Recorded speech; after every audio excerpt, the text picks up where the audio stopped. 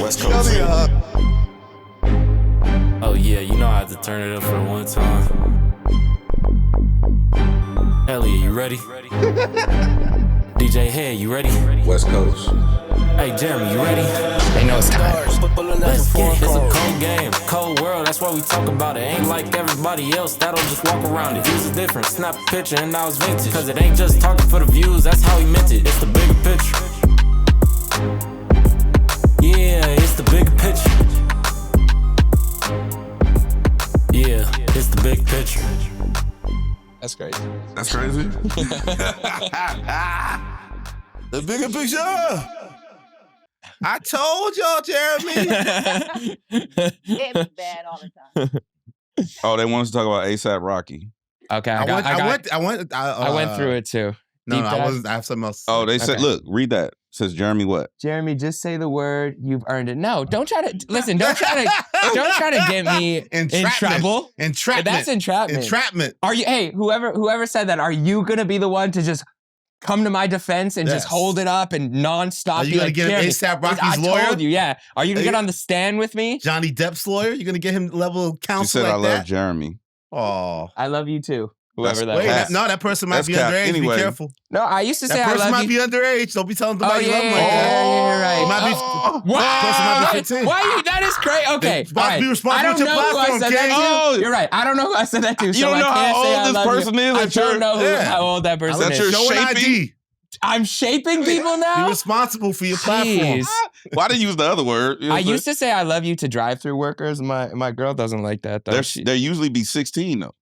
Well, I would say it to anyone on the phone, like a customer service person, an insurance person. I'd be like, I love you. And then she'd look at me like, do you really love them? What does it mean to love me if you love them? And I'm like, I have love for everybody. You gotta say I love humanity and you're included. Point to the person. Okay, I love, You're included. there we go. I love humanity. And you, I love humanity and you're included. viewer, are included. All ages, everyone. Anyway, The this is love of getting humanity. spooky, hilarious. So tune in to the bigger Can we picture. cut that part out of the actual episode and start now?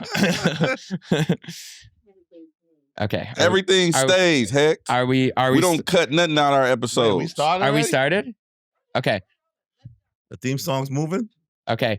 I Oh, we had a new theme song. know exactly where to start. Uh-oh. Can I just say hip hop is back? Alex, Wait, say it Alex, again. Say it hip again. hop is back. You thought it left? It went Hip away? hop. Hip hop. Hip hop is Hip back. hop is back. Hey, this ain't last episode. I'm getting my shit off. Rap Hip is hop back. is back. Hip. How do you call it? Hip hop? Hip hop. Hip hop? Hooray. Alex, we got to drop the newest hip hop smash. Hip hop. Hip hop smash. Why do you say Listen. it like that? Woo. It's got the industry in a 3.6 million views. I'm going to dance. I know you're going to comment. I'm dancing anyways. It's infectious. Hey. You see the queens in the video dancing? The black and brown beauties, the baddies.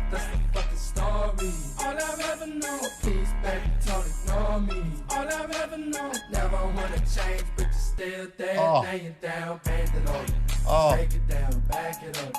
This doesn't make you want to move? Lyricism. Bars. One more time. Yeah, for the run it people. back. Run it One back more because they time. didn't hear it. They didn't really They hear really the. get- they really connect to the lyrics. The hip hop inflection. Set the record straight, Jeremy. He came here to set the record straight. He said, y'all playing with my name too much. Oh, Tommy. You thought it was done? Oh, Tommy. Is it a bop? It's a bop. It ain't a slap. It's a bop. Did you hear him call out media bass in this song? Is DJ Head gonna play this record when the full version comes out? Woo! I can't take no more. I can't take no more. Turn it off. Turn it off. Too hot, too hot, too hot. Okay, so can we give credit to me and DJ Head for ruining Tommy shaming this man and forcing him back into our culture? Because I think he was gonna leave us, but I think me and DJ Head, the Coast Guard, West Coast Coast Guard, and myself, a former East Coast Coast Guard, now West Coast Wilson, of course. I think we put the pressure on the young man. I thought he was gonna go Bossy Malone.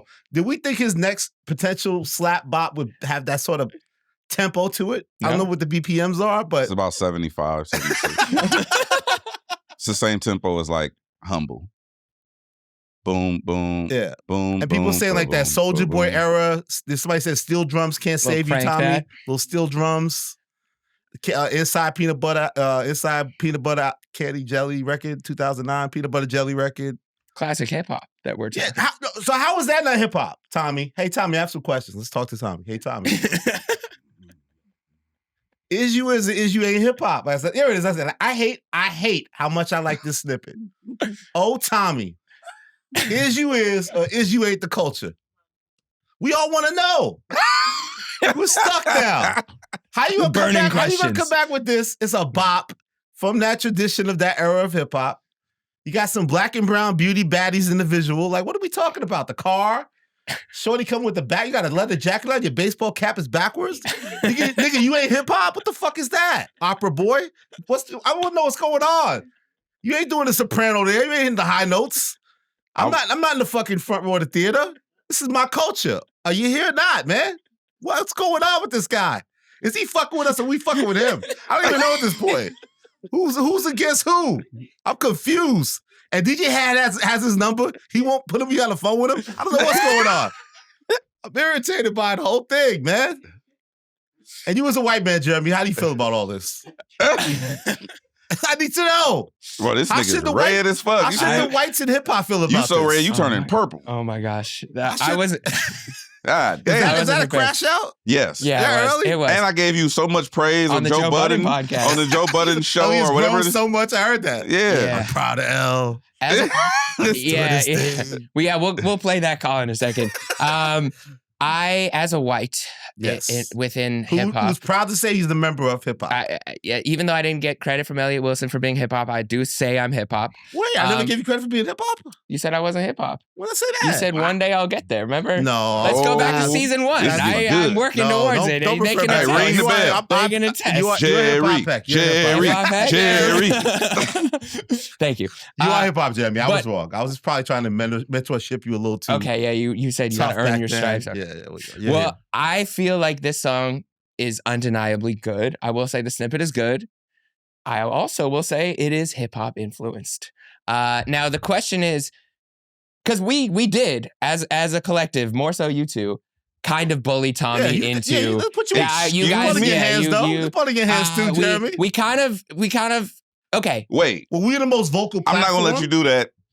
No. Let's go back and just rewind the timeline for a second, though. Tommy tweets. Refer to previous episodes of The Bigger Picture. Tommy as tweets. You like to say. He tweets and says, I'm not hip hop, unprovoked to our knowledge, and then tweets, and then we all put it in the group. I put it in the group chat. DJ Head immediately takes this young man to task on our internets. He jumps in. And then he deletes the tweet. And then he said, what I meant was, I'm more of a singer. I just meant I'm not solely a rap artist. And then Head said, that's fine. We'll give the spins to other artists. And took his spins away. DJ Head has not played a Tommy Richman record since. Is that true? I don't have a comment. Oh, that's a comment. So I do think we actually played, and then it became a topic, and a bunch of people made think pieces on it on YouTube. Not a hip hop. That's such a nasty statement right there. It's nasty. Maybe. Here's the thing. If you're not that, don't ever fucking say that, man. Shut up, man. Don't ever fucking tweet that. If you're not that, don't tweet that. Maybe he saw the light, and he's like, you know what? I am hip hop, and I want to come back to my core, what really got me here. And maybe he was influenced by you guys. DJ had to play my record again. Maybe he misses those spins. So you claim no responsibility or accountability in this situation at all. Zero. I claim zero accountability for this. That's even less accountability than other personalities I've seen take this week. Yeah, I know. Damn, okay, you gonna segue that hard out the gate? You know what I find very interesting about this Richmond situation? I find it extensively peculiar that Tommy Richman said, I'm not a hip hop artist, right? Recanted that statement, right? And then now we fast forward time and now we're sitting here and I watch y'all coon to his new record. I didn't coon to it. I didn't do the step. Well, Jeremy did a dance. Can I even do that? Can you coon? Can he coon? I think, am I able to do, is that even a thing? Like, couldn't I, you could say other words, but is that the word to use for me in particular? Circumstantially, you're cooning for the camera. So you're saying it does apply. He's saying being a Caucasian, maybe he can't coon. Well, no. Well, Get it's a a Caucasian coon. So two negatives make a positive, right? So if the white person is doing hip hop that say he ain't doing hip hop, Yeah. but he's doing hip hop, Yeah. and then you coon, and then you dance to it, Yeah. which and also this is supreme you mathematics. my guy, like I fuck with you. We're friends. Yeah. You know what I'm saying? Because people go, listen, I fuck with you. They do go, oh. Yeah, they do. I've heard them say it, yeah. I fuck with you. But here's the thing, right? You have a condition. Which is? White man's disorder, which is the #1 killer of rhythm in North America.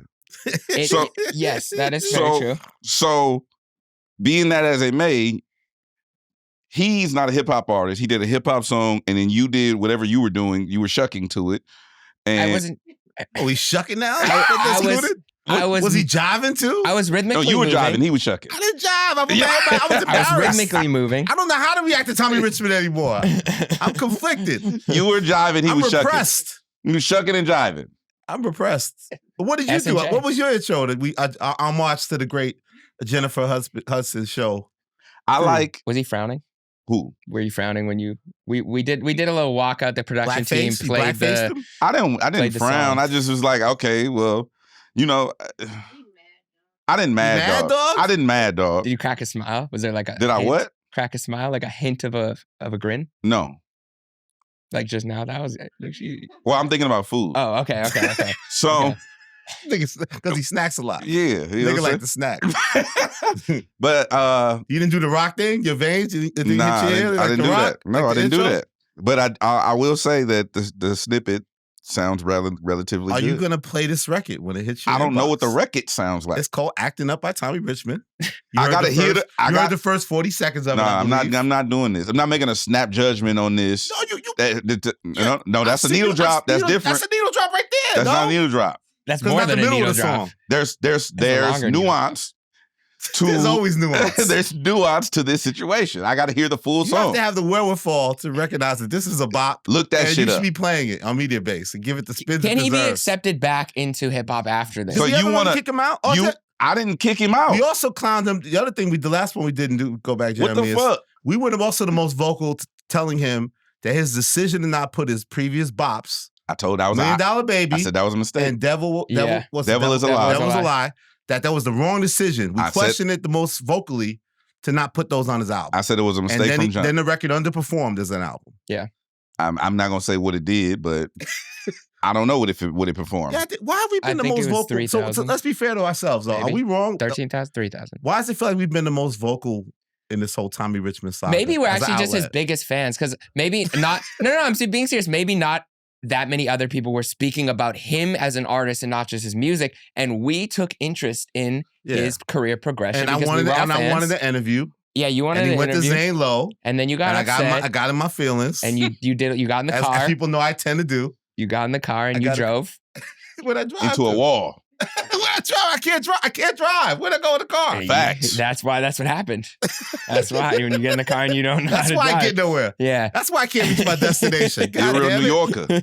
I'm a New Yorker, man. What my token at, man? But yeah, look, he meant to say he's not solely a hip hop artist. So he can be a hip hop artist in this case. But why do you think he's so quick to double back? It felt like he was setting us up that, Coyote to me had a very hip hop influenced sound overall as an album. And had some good records on there, even though the record didn't do as well. Yeah, really good. It was sonically very good. Sonically very good. I really thought the new music we would get from him, if it came this year, would be in a different direction. I'm shocked and surprised that it seems like he's doubling down on this sort of sonics that he's put out, right? It's in the same vein. I think it's a little different. I think this leans even more hip hop. More hip hop. Because his last album, which I did really like, I think it was Coyote. It was like more alternative R&B-ish, but like they had some trap influence on the drums and the hi-hats and stuff, but it wasn't really hip hop. We made this kid more hip hop. This is more hip hop. DJ Head, you made this kid more hip hop. What the fuck did I do? You was the most publicly a DJ. I'm a journalist. I get my stuff off. Again, you're a DJ. You have the power to play this young man's music. To play. I'm a DJ. I play don't phrase it like that. Don't downplay yourself, King. Shut up. You have the power to play music. You have to play within the. As you've been very clear, you must play within the system, right? You don't have full autonomy that you can do whatever you want. Yes. But again, you made it very clear that this was a record that was in rotation, full Full rotation. Yes. Both records. Both.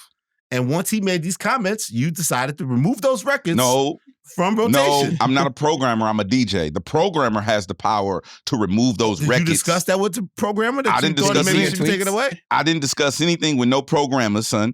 They removed the records on their own. I had nothing to do with that. What do you mean? Wait. How did they remove it on their own? How does that happen? What are you talking about? How? I don't know. I didn't have nothing to do with that. You think your actions might have influenced the program director's rotation? I take no responsibility for that. None. And then but you as a DJ also have your spins. I have my spins to offer. And before, you used to play those records. I'd swap those records out for other records. So you took them out of your personal rotation of records. I didn't take them out. I swapped them. Replacing and swapping semantics. What was the word you used to describe me and Elliott dancing earlier? Cooning. No, the other ones. Shucking. You are doing that out of this topic right now. No, I'm not. I'm not shucking. Are you accusing me of shucking? Maneuvering. You're maneuvering. Okay, fine. You got me there. You're maneuvering out of the fact that you didn't want to play his records because of what happened, which is fine. I didn't know. I still want to play his record. Devil Is Lie is hard. It's great. I like that song. I like that record. I like that record. I do. I like that record. So will you go back to playing it? And now we'll play this new acted up record if it lives up to the hype of these first 40 seconds. This is a full song. What did he say? He said that he was a what artist? He's not solely a hip hop. But what did he also finished up and said that he wanted to be more considered more of a what? Singer. Correct. So if I get a mix show on a singing radio station, then I play the record. On the Heat? So his stance, at least for what his public stance has been, you don't feel it's fair for him to take a space of a hip hop urban area unless he's willing to fully embrace that. Because he's taking somebody else's spot.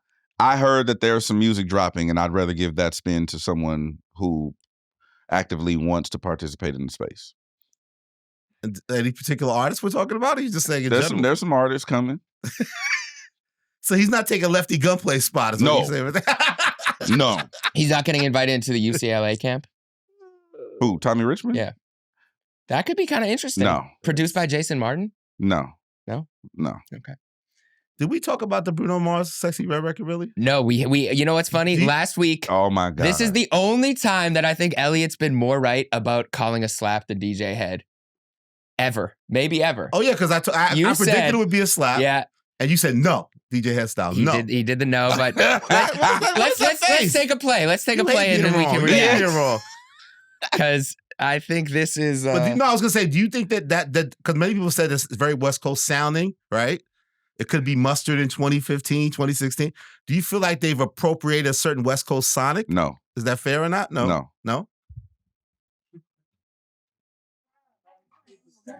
Oh, no, you got that Tommy. Tommy, we can't get rid of him. He's overtaking Bruno's spins. He's overtaking Bruno's spins. It's Tommy season. We can't get rid of Tommy. It is a good song. You don't know about it's not a song. $1 Million Baby we knew was a good song snippet. from the snippet. It lived up to the hype. He Words have definitions. That's jiving. This is how West Coast? That's my West Coast. West Coast. What the fuck is that? I'm doing the West Coast. But why do you go back like that? I'm making fun of like he's going for the West Coast Sonics, like you're doing the riding dirt. You know, you're doing This is why he doesn't know how to drive. You gotta give him credit. Not riding dirty. No. What's the other one with the car go up and down? Hydraulics. Hitting switches. Don't do that. Switches up in there. Hitting switches. You don't think this is influenced by the West Coast domination in the marketplace right now? Mustard. Bruno. Do this, Elliott. I ain't doing that, man. I ain't doing that. That looks a little, If Lefty Gunplay could do it, you could do it. I did 10 years, so I don't know why I can't do that. No. Okay, do this. I ain't doing that either. I'll pull out my arms. See, look, next thing you know, you start doing shit with your fingers. You do the arms and shoulders. Next thing you know, I got caught up in that. It's really it's hard to control yourself. I don't even know what I'm claiming or doing. You know what's crazy is Kai is lying. As in what? Because I saw his reaction to this song. Yeah. and he threw up some shit, and I was like, oh no, he's done that. He's practiced that. The finger placement I was fuck with exact. Kai Cenat, but he's completely lying. Doesn't Bruno have He's a like, lot- oh my God, chat, I don't know what I did. No, you know what you did, bro. You did, that was way, it's like speaking fluent Espanol. Like, you know the dialect, you know the motion, like. It just came out No, of me. but I don't know what here's the happened. real question DJ had. And Jeremy knows one of Bruno Mars' lyrics in there is he said that the sex was so good, he drew up a set. Have you ever had that experience? I threw up a set?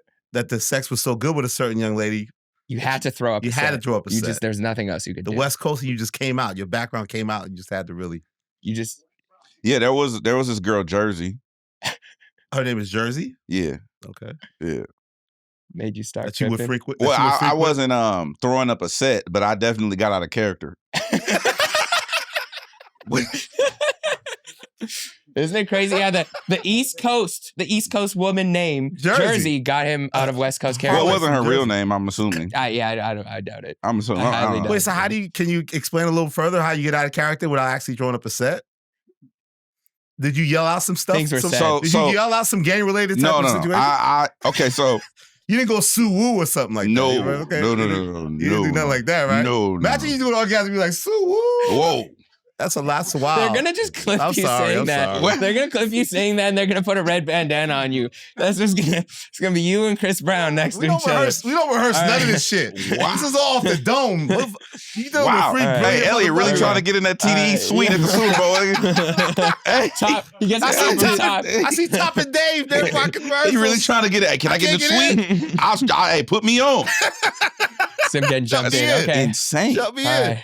Anyway, I don't know. I got lightheaded just now. I don't know. Sex is crazy though. Suwu sex would be Bro, wild. what are you talking about? It's not like that. That's not Okay, what is that? What does out of character look like? Then? If Okay, it's so not- there's if it's me. not I'm Suwu sex. here, right? Uh-huh. And then there's another me. So I was beside myself. You were out of body. Out of body. Bars. Jeremy got the rap last episode. I can get off. That of was a you. bar. That was good. That was good. That was a bar. West Coast. That was good. Wow. Well, we had slaps. Okay, so what? So I said. Hold on. He's not done proving me wrong. Go ahead, Jeremy. No, yeah. So, Bask in it. no, paint the picture, Jeremy. We hadn't heard the record the last time Yeah. we talked about it. We teased the record. It was just all we Let had Elliott live in this. was a preview. It was part of the end of our episode, and you said it's a slap. And DJ said no. Oh, because of the snippet. Did we hear Did you hear the We record didn't, prior no, to? we didn't even hear a snippet. No, we He said he heard a 10-second snippet. It was a 10-second snippet But on the we- first video. But we didn't post it. We didn't even No, listen to it. no.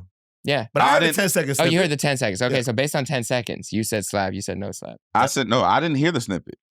You said no, on he the posted record, you this said I heard IG. some of this song. and Oh, it says- the Bruno Mars Yeah, section. Oh, yeah, yeah. Okay. yeah. So I heard the snippet, but I just didn't believe that we would get that from Bruno. Obvious. Okay. Let me figure out how to. maneuver. Yes. Can I make a call real quick? Yeah, you're allowed to make a call. Okay. Weaponizes. You his get one phone call. every episode. let me make a. Don't call Tommy Richman yet. No, I'm not calling Call him at Tommy. the end. I'm not gonna call Tommy. I need to see if I can. We were listening to the clean version yesterday. Yes. It's not much cleaner. Well, I haven't listened to it. Really? No. They just beep words out? No, they say cookie, and What? then Cookie. they instead of the put it on the face, they still say the mustache line, which was kind of crazy. I say this is a classier version of WAP. Somehow, I didn't expect Sexyy Red to be part of the classier version of WAP, but it is.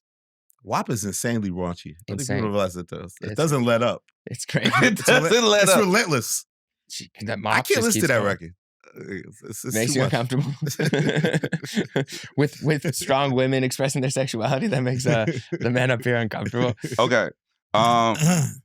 Okay. Lady Gaga just texted him back to see what's going on. She said, let it go ahead. Tell him. So this record, obviously, Bruno Mars is leading the way, Okay. right? Yeah. With the star power and the energy and whatnot. I thought it was his record, but I guess it's Sexy's record featuring him. This is Sexyy Red's first single off her album. Shout out to Larry Jackson and the good people at Gamma. This is Sexyy Red's first single off her So album. they're coming out with a power situation there. Like, set the tone. Sexyy Red and her team are intentionally tapping in with the energy out here. So it was West Coast influenced. That's why you don't feel it was appropriation. It was actually official execution. You gotta give me a few minutes to see what I can fully dive into. But so they might have they visited the UCLA establishment? No, Miss Sexyy they Red? have not. They have not done that. But Bruno is a major part of this. But this is Sexyy Red's song. I mean, obviously, for people who don't know how the music business work, you can do features, but you can also do what's called primary. And a primary is when you see the "and" on a record. So the record, if you look on YouTube or if you look at, it'll be like Lefty Gunplay is Lefty Gunplay and Jason Martin. It doesn't say featuring. That's called a primary. Okay. So if you look at the verbiage, this is the legal verbiage. It says Sexyy Red and Bruno. So technically, it's both their records. Yes. Well, no. Yes and no. The way that it's circulated and ingested into the ecosystem, it shows up as both of their record. Their prime record. Yeah, as a primary. So if you go to Bruno's on Spotify, it'll show up Bruno Mars. If you go to Bruno Mars, if you type in Bruno Mars in your DSP, this record will show up. That's what's called a primary in the music industry. So whenever you see the "and" sign, that means that both artists are sharing primary on the record, even though it's just Jeremy's record. So then how will we know it's more Sexyy Records record than Bruno Mars? I know that it's Sexyy Red's record. So you have to be an insider to really know whose record is if they're showing the primary. It'll further, as time progresses, it'll further more of it will reveal it'll be itself. on her album or something like that. Yeah. I don't want to go into too much more than that, like beyond that, but I can say that because it's, you can, without knowing, now you know. You know what I'm saying? Gotcha. Does her relevancy and her run surprise you guys at all? Like how far she's kind of been able to take it from when she first started? Absolutely. I'm bewildered. I'm not gonna lie to you. When you're a ski, it wasn't like this is a career artist. No. I thought the Sexyy Red thing was gonna be over in a year.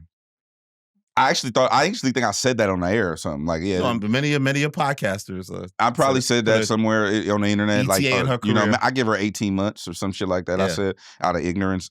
Here's the thing, right? I think there's been a void for so long for this type of artist.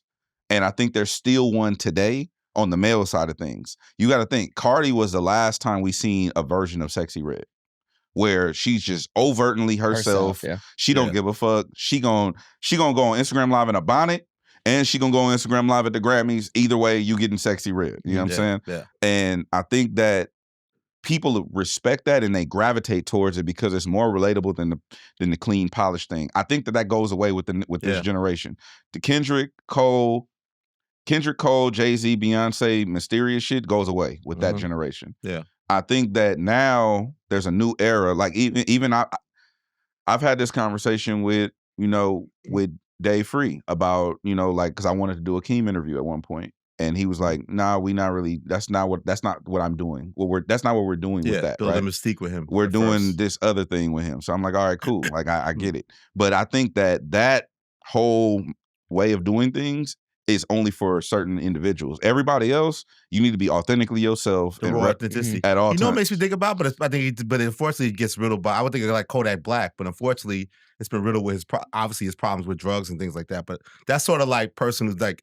Doesn't have to seem like they're always camera ready. There's sort of raw and authenticity to them. You're saying, right? Definitely not. We're not getting that enough from male rappers, huh? Get it again? Definitely not camera ready sometimes. Yeah, exactly. But I think more riddled with substance abuse problems, unfortunately. But yeah, that raw authenticity. But it's funny because I feel like she's still evolving, even though she is. The content is still very sexual and people because I've seen criticism, people saying, well, like, wow, like she should have did something like Cardi did with Bruno, like finesse, like something a little more polished with her sound, because this is such an exposure, primary look at her great. Like lyrically, should she have challenged herself to go in more of a different direction than to double down on the sexiness? I've seen some criticism. I like that he came into her world though. Like this is rather than her doing what Bruno does, which is what Cardi did with the Finesse remix, which was dope, but it didn't really move the needle to any degree. It was just kind of a cool moment. I thought it was a huge record. No? It was a big record, but I don't think that did so much for Cardi. Gotcha. In terms, I think it was like maybe New Eyes, but people kind of knew her at that point. I think this is like really elevated Sexyy Red, but Sexyy Red who she is.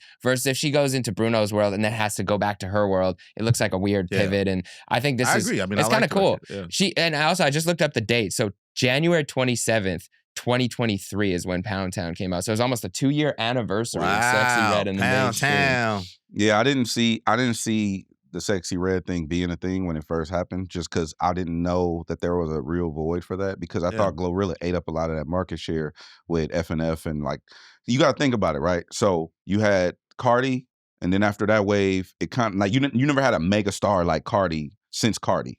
Right. And then after that, you kind of got little glimpses of it here and there. And then the City Girls, they had a movement. Oh, we're the City Girls and the City Boys. And it became a thing, right? Period.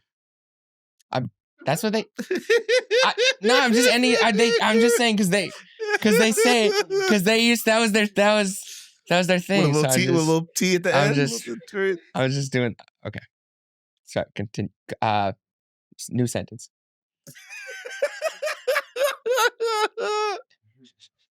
He's gonna call P right now. Quality Control P and telling you right now. Did you say period? Period. You didn't even say it right. Well, I didn't want to go. You think if I said all out, you would have looked at me normally and just been like, "Let's continue." No T at the end. Just do it right. You want to try again? You give him another chance. I don't think that's. Just try it. Just do it right because you fucked it up. Just do it right. Are you what? Okay.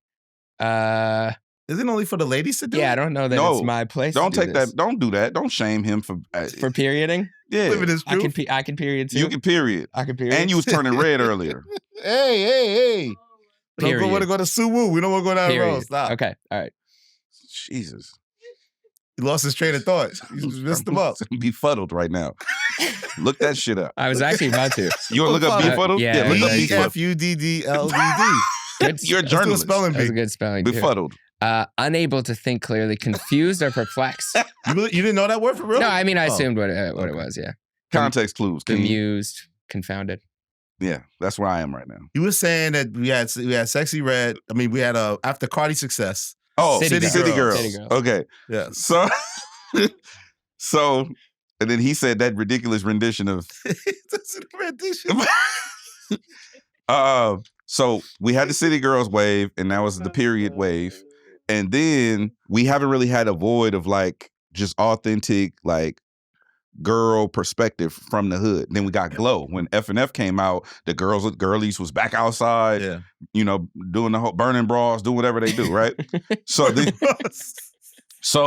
I think that there's always gonna be a void there that I wasn't tapping into because that's not I'm not that demo. So I don't know that exists, but I think there's always going to be that base there, which is why people like Sexyy Red are always going to have sustainability because there's a void there that the young black girl coming up in whatever hood across the country she's coming up or across the world she's coming up in and wants to express herself, but doesn't feel comfortable, feels emboldened by artists like Sexyy Red, the City Girls, Glorilla, Cardi B, etc. So now that I'm thinking in that way, I think that there's going to be another Sexyy Red.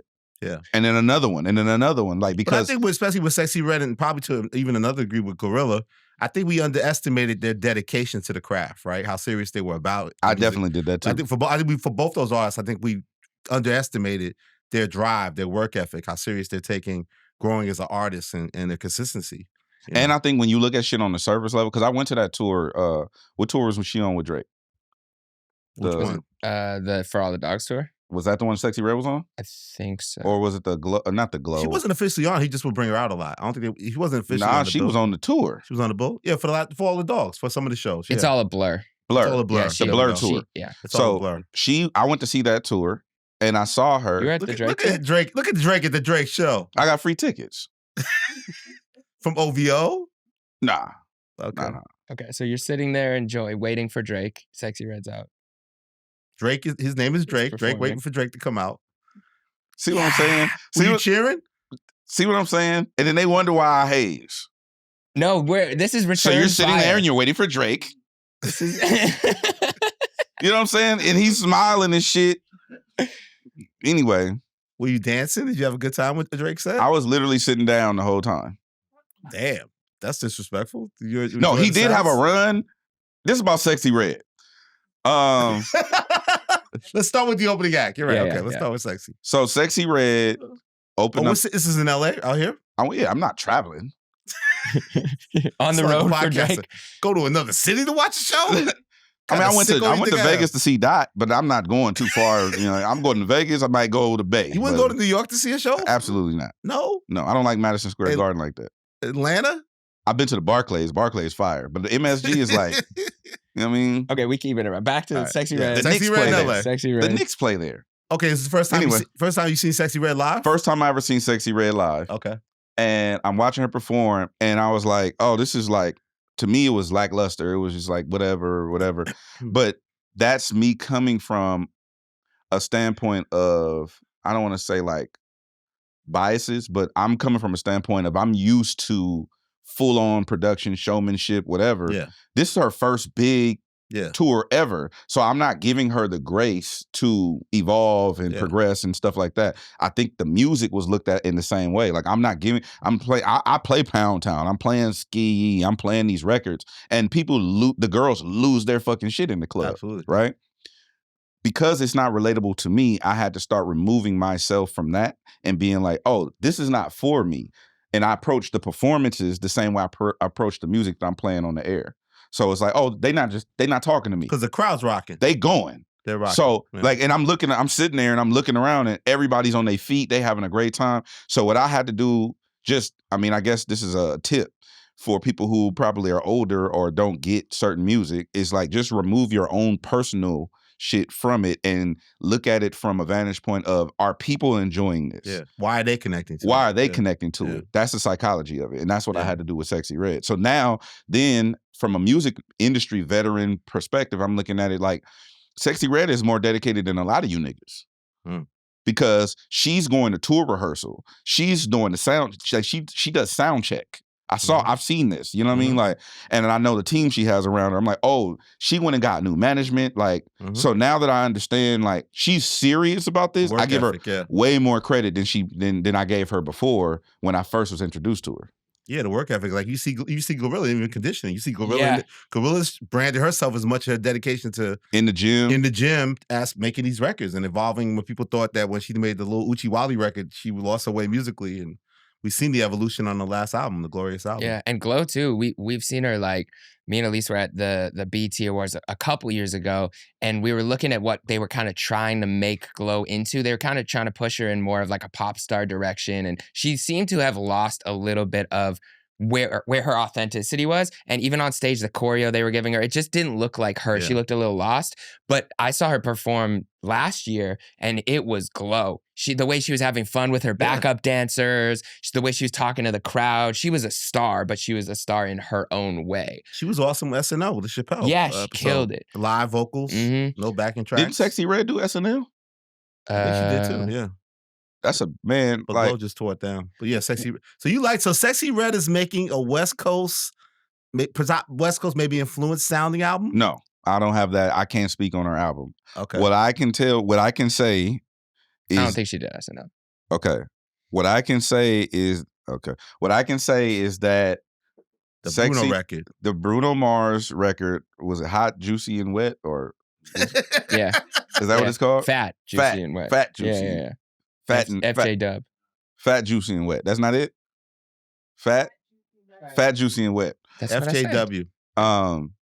This song is intentional. Not necessarily for West Coast. No. Okay. This song, fuck. So hard being DJ Head, what you could say, what you can't right. say. Her you know we can beep shit out too. Her and her team, I don't want fuck that and shit. Her and her team. You don't want us to know, Jeremy, you see? Her and her team are intentionally tapping in with the energy here because they want to make sure that it's grounded in culture and doesn't get lost in the pop sauce. Okay. We can leave that there. Yeah. I don't want to go too far into it, but what do you guys say to a big criticism of Sexyy Red? And shout out to even people like D1 who say, like, this being at the forefront of hip hop culture isn't necessarily good for people. Like, this may be damaging for women, that this is who we're heralding as the biggest artist right now. Are we heralding her as the biggest artist right now? I mean, she got the Bruno Mars cosign. This is going to be probably a top 10 hit. Now you said there's going to be another Sexyy Red and another Sexyy Red and another Sexyy Red. I don't think she's being heralded as the biggest artist right now. I think it's just a joint. She got a slap. Like, I mean, I like the song. Everybody likes the song because it's a slap. Hey, you know what I'm saying? But D1 is my guy, but I disagree. Like, I think that it is on your community to govern your community. And as Black person in my community, I do the work that it takes to make the youth understand what's real, what's fantasy, what et cetera, et cetera. But I don't believe in hiding stuff from the youth. Like, I believe in showing it to them and then telling them what it is. I don't, even when I go to schools and I talk to kids, I don't Google Gaga these kids. These kids, they know more. You can't hide the things from them. You know what I'm saying? I was sneaking watching adult videos when I was a kid. Like, my stepdad had some dirty magazines that I found, and I didn't say nothing that I found them, and I was like, yo, this is lit. You know what I'm saying? So I was looking at those. Like, you can't hide shit from kids. The best thing you could do, or from the youth or from the world, is just educate. If you educate people and help them understand and make better choices, then at that point, two things can coexist. A honey bun can exist, and so can some kale. You know what I'm saying? Every now and then you eat a honey bun. And you know that it's a good point. And I think there's also a huge difference between educating the youth and saying inappropriate things to the youth. I saw the segue. You to saw academics. the transition. I saw the academic segue set up right there. You saw it. But we do kind of have to talk about it. They say we duck and smoke. They said we're scared to talk about academics. Oh yeah, that's what I'm doing. They are saying that. So I mean, I think it's been talked about to death in multiple places. So I won't go too far into what actually happened, but I do, for those who are unaware. Akademiks has reportedly been banned from Twitch. He said that he has been suspended from Twitch after the alleged grooming scandal. There's not much alleged that hasn't been recorded on record, in my opinion, but Akademiks was on stream with who was allegedly Tory Lanez manager. I don't know his direct relationship with Tory Lanez, and a 15-year-old streamer who was modding a Discord. I don't think that kid was a streamer. He was a fan of the. He was a mod for their Discord, but he was also streaming with them a lot, and gotcha. he was on this Discord. And Black Boy Max's super fan. Right? Yes. A fellow streamer. Mm-hmm. And some crazy shit was said to him by Ak and the other people in the room, which was disgusting, inappropriate. The word grooming has been thrown out there in terms of that was even the word the 15-year-old used, who had the wherewithal to realize what was going on in the moment and who looked visibly uncomfortable and was saying, stop, like, this is not what you guys, you want to catch a case. You're going to catch a case on me. And then what made things worse is after this video surfaced online, people were very critical of Akademiks, rightfully so. Mm-hmm. A lot of people called him out. He got on stream and basically doubled down and said, rather than apologizing or taking accountability, he started playing, the victim, and he acted similarly to a rapper that we know, where rather than taking accountability for their actions, was looking elsewhere and saying, I helped you and I helped you and I helped your career, and now I'm not messing with any of you guys, and this is everybody against me. And that response warranted even more criticism. Yeah. And finally, he did say something to the effect of, this can be a teachable moment. I wouldn't necessarily say it was an apology. It wasn't an apology to the kid. But here we are. Ak doesn't apologize well. No. And here we are a few days later, after kind of the dust is settling a little bit, he was banned from Twitch. Mr. DJ Head had been in a little bit of a back and forth with this individual over the course of the last year. When this I know back and forth with nobody. You weren't really returning fire. He was kind of just shooting your way. They've had some back and forth. You've engaged a little bit. I've gotten them on the phone on the stream together. You've exchanged, some thoughts. I was on his stream. Yeah. No, you've also communicated on the internets, Twitter. What did I say? He's commented about you on things. You've commented about him. It's been pretty consistent over the last couple months. A little back and forth. Salute to that king. No, I don't know if you want to say that right now. Do you want to salute him? God bless him. That's your comment. What was your reaction though? You see all this. Are you almost thinking like, is this a moment where you would say something like, this is why you use your platform responsibly? No. Yeah, that's my main thing that came in my head. I keep thinking about is when DJ had said that, like, be responsible with your platform, right? I think these streamers need to realize that they do have a lot of younger demographic on their streams, right? That's the whole thing. So it's like, who are you talking to? And you're building this community. And, because what I've heard Akademiks say is that you know, this kid is a big fan of a fellow streamer, Blackboy Max. Who Blackboy Max is the popular streamer right now, right? Like he's the cool guy now. He has Central C on. He had the whole thing with Lil TJ and them and the thing. So a couple things. Akademiks, I think, also goes back to what we were saying at last episode about competition, right? And how people aren't honest. I said that, right? I think Ak gets frustrated because he was the first hip hop streamer in that sense of like using that platform, Twitch and all that to document the culture. Now you have other streamers that dabble in that and dabble that culture a little bit, but they're not what Ak does. They don't report hip hop news, right? Yeah. And they've blown up. Kai Cenat is huge. Aiden Ross is huge. This Blackboy Max guy is huge. So I think Ak does get frustrated in being competitive with those guys because he feels like he's not as big or rich in that space, even though he's successful in his own right. He's not. So I thought that was part of it too, where it's like, oh, you're one of your fans on your stream is now in my world, right? And we're hazing this kid and talking crazy to him. Not what saying the part where he's talked about there. That's inexcusable. That's nasty. But I'm just saying, like, they have different listeners from different streams, right? And it's like you're excited that this kid who's a fan of the other person, you're bullying this kid or talking inappropriate to this kid. Not like I say, these streamers got to be responsible to who they're talking to because they have power. Like, I don't like the power of like how much these kids idolize these streamers and want to be them. Yeah. And with that comes responsibility. And a grown-ass man shouldn't be talking to a teenager like he's an adult. Even if he's hazing playfully or grooming or whatever the fuck he's doing, he shouldn't do that. But I do think that there is a lack of responsibility in platforms with all the streaming mania we have going on.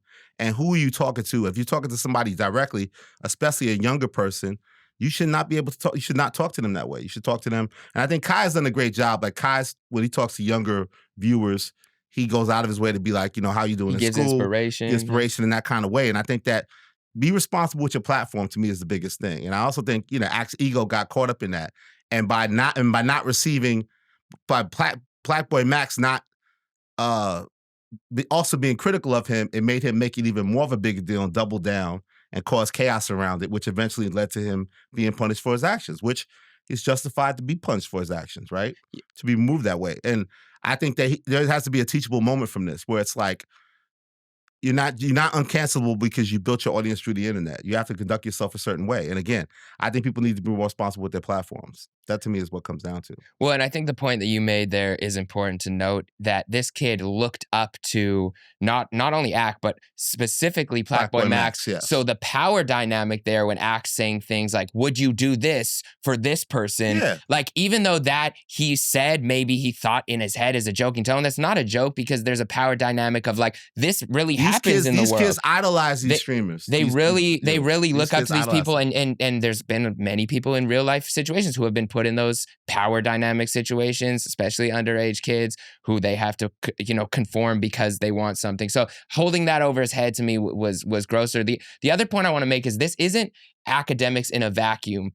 This is Akademiks' history of behavior. And so people wouldn't necessarily have the exact same reaction to shut it all down and turn Ak's TV off if it wasn't for all of his actions. Like, yes, this was disgusting in itself and people would have called it out. But I think the real reason that this reaction has become what it's become is because we got to take a look at Ak's history. He started his career.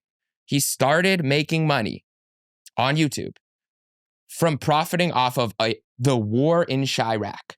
He was taking a look at documenting real life death of people who were dying, commentating on it, something that he was a complete outsider from, on his laptop, talking about it, profiting off of death. And when he was criticized for it, there was no accountability. Vic Mensa, I do want to give credit to Vic Mensa on Everyday Struggle, years ago, was the one hazed. Vic Mensa was torn apart for criticizing Ak and saying, yo, get the fuck out of this. You have nothing to do with this. Why are you criticizing us? Or why are you commentating on real life situations? War in Chirac, Ak's history with women. There's been multiple times where female rappers have come at Ak and he has said the most disrespectful shit or he's instigated it and doesn't keep the same energy for men. In public, you remember when he was like, I'm the prize. We all saw the video. If what you're willing to do in public is that, what are you doing in private? Ak's got a weird case that we seem to have ignored and he was still number one on the list. So even though it was mentioned in the article, hip hop media is kind of responsible for putting Ak as the top guy. And so I think right now we're seeing the party die and we're seeing his TV off. And a lot of these Kendrick lyrics seem to be coming to light where he's trying to paint the narrative, we're not dumb. You know, and so what my main thought on this is, if it looks like something, it's exactly what it is, whether you're Ak or you're Elon. All we're here to do is call it out. And I think this man, he can go in his silo, he can talk to his audience. He's never going to lose certain people. They're going to be there. They're going to be watching. He'll probably still break news. He'll probably still get, you know, some contacts from some of his favorite artists, and he'll tell us some industry secrets. But when it comes to the mainstream respect, I think this is the moment where we all say it's enough. DJ Head has so much to say. Go back to earlier episodes of The Bigger Picture. I've been saying this. I've been consistent in my takes. Okay, then let me be the I guess the act defender in one sense, right? Like, again, all the other You stuff want you're to go on talking the fight? about. You're gonna want to go on the line for it. What happened? Who? They're gonna that statement. Well, I'm already. itself. I'm the one more cool than acting. Yeah, you do have a relationship, with him. Jeremy. Uh-oh.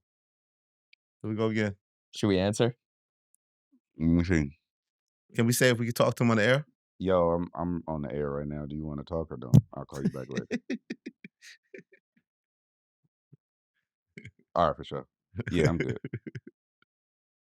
All right. Tommy said what up. What's up, Tommy? All right. All right, I'll hit you back. All right.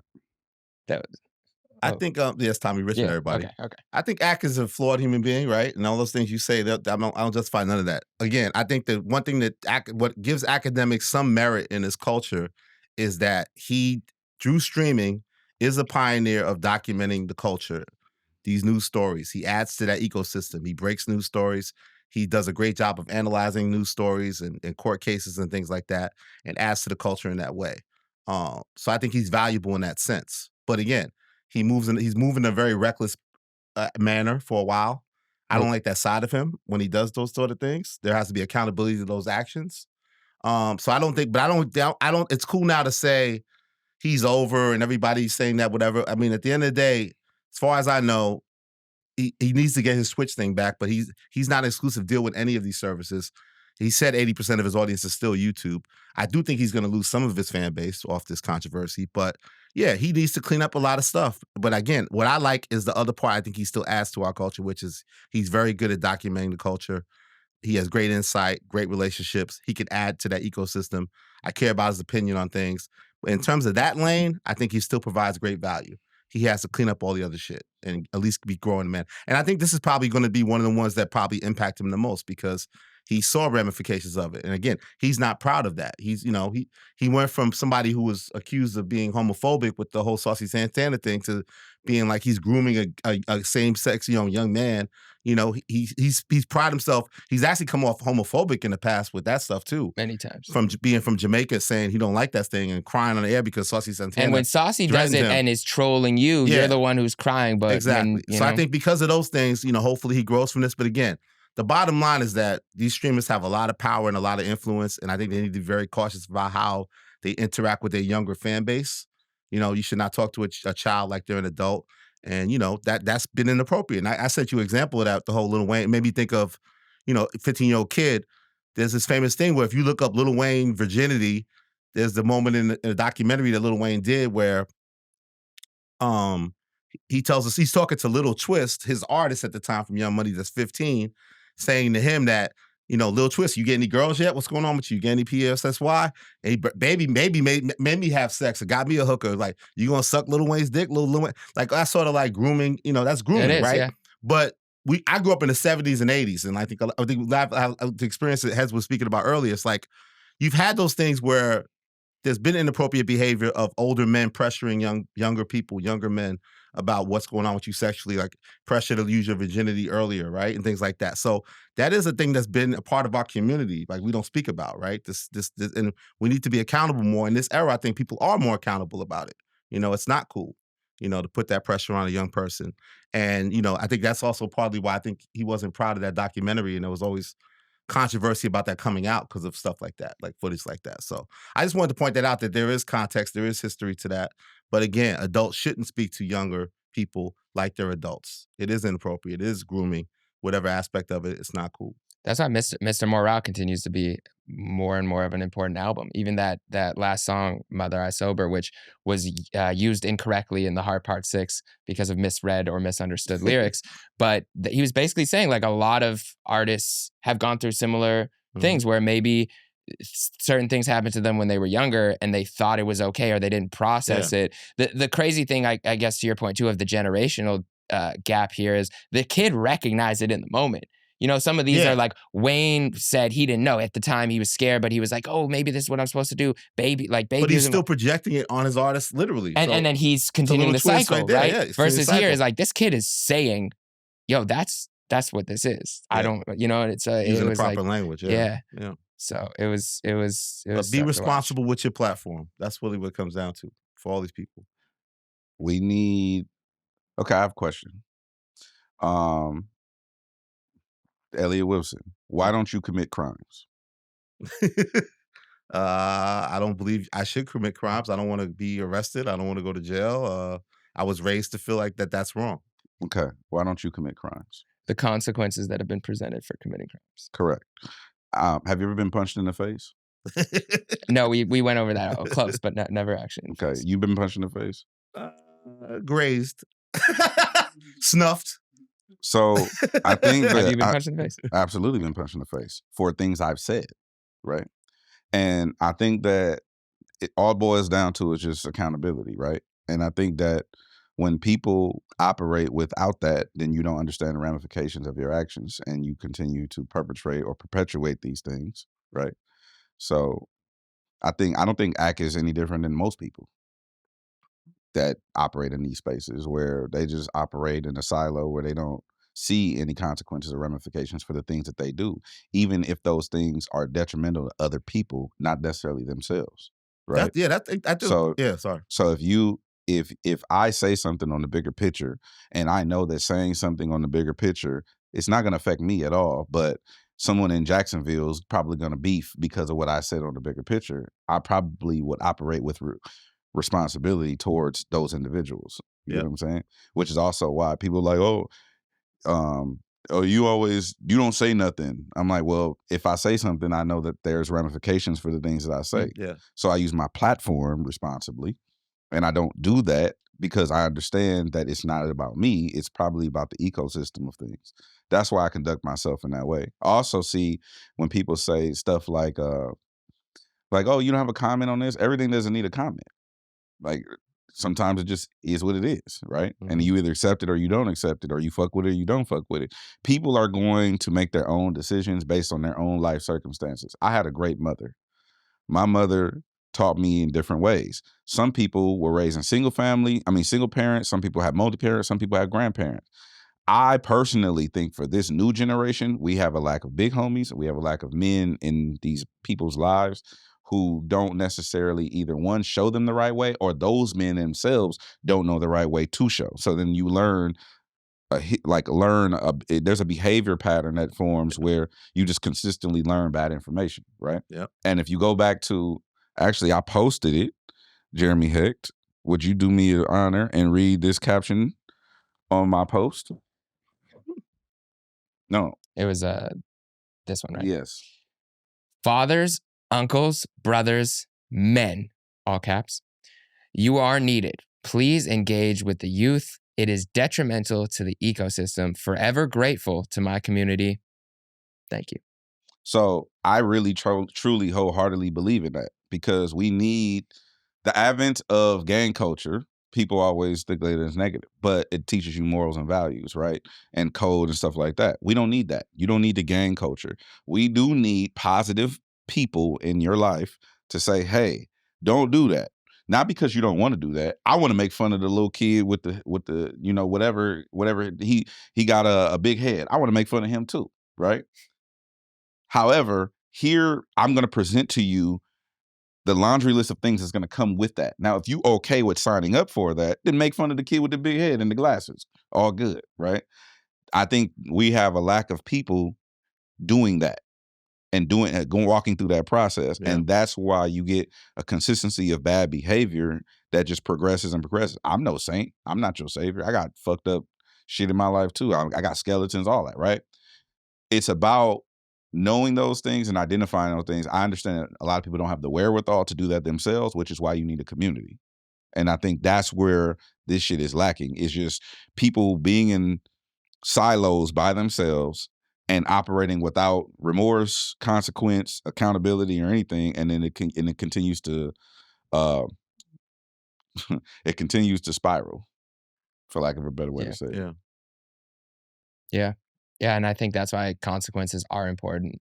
And I think that's what's fascinating about the streaming world, because I guess they view it as like a secret world, and now it's the mainstream, right? And there's clip culture, and it's just like this private Discord conversation you're having with like 50 other people has potential to go everywhere. Yeah, he also did say, he said his words that if other conversations from that Discord got leaked, he said worse things in there. So this wasn't an isolated incident in that Discord either. No, again, knowing these are potentially public conversations. And also, speaking of public conversations, some shit is for the group chat. Some Exactly. shit off the record. Some shit is off the record. Some shit is for the group chat. Some shit is for the barbershop. Some shit is for the salon. Yeah. That's it. I remember, shout out to Salas. I used to say wild shit on Instagram and Twitter. Wild shit.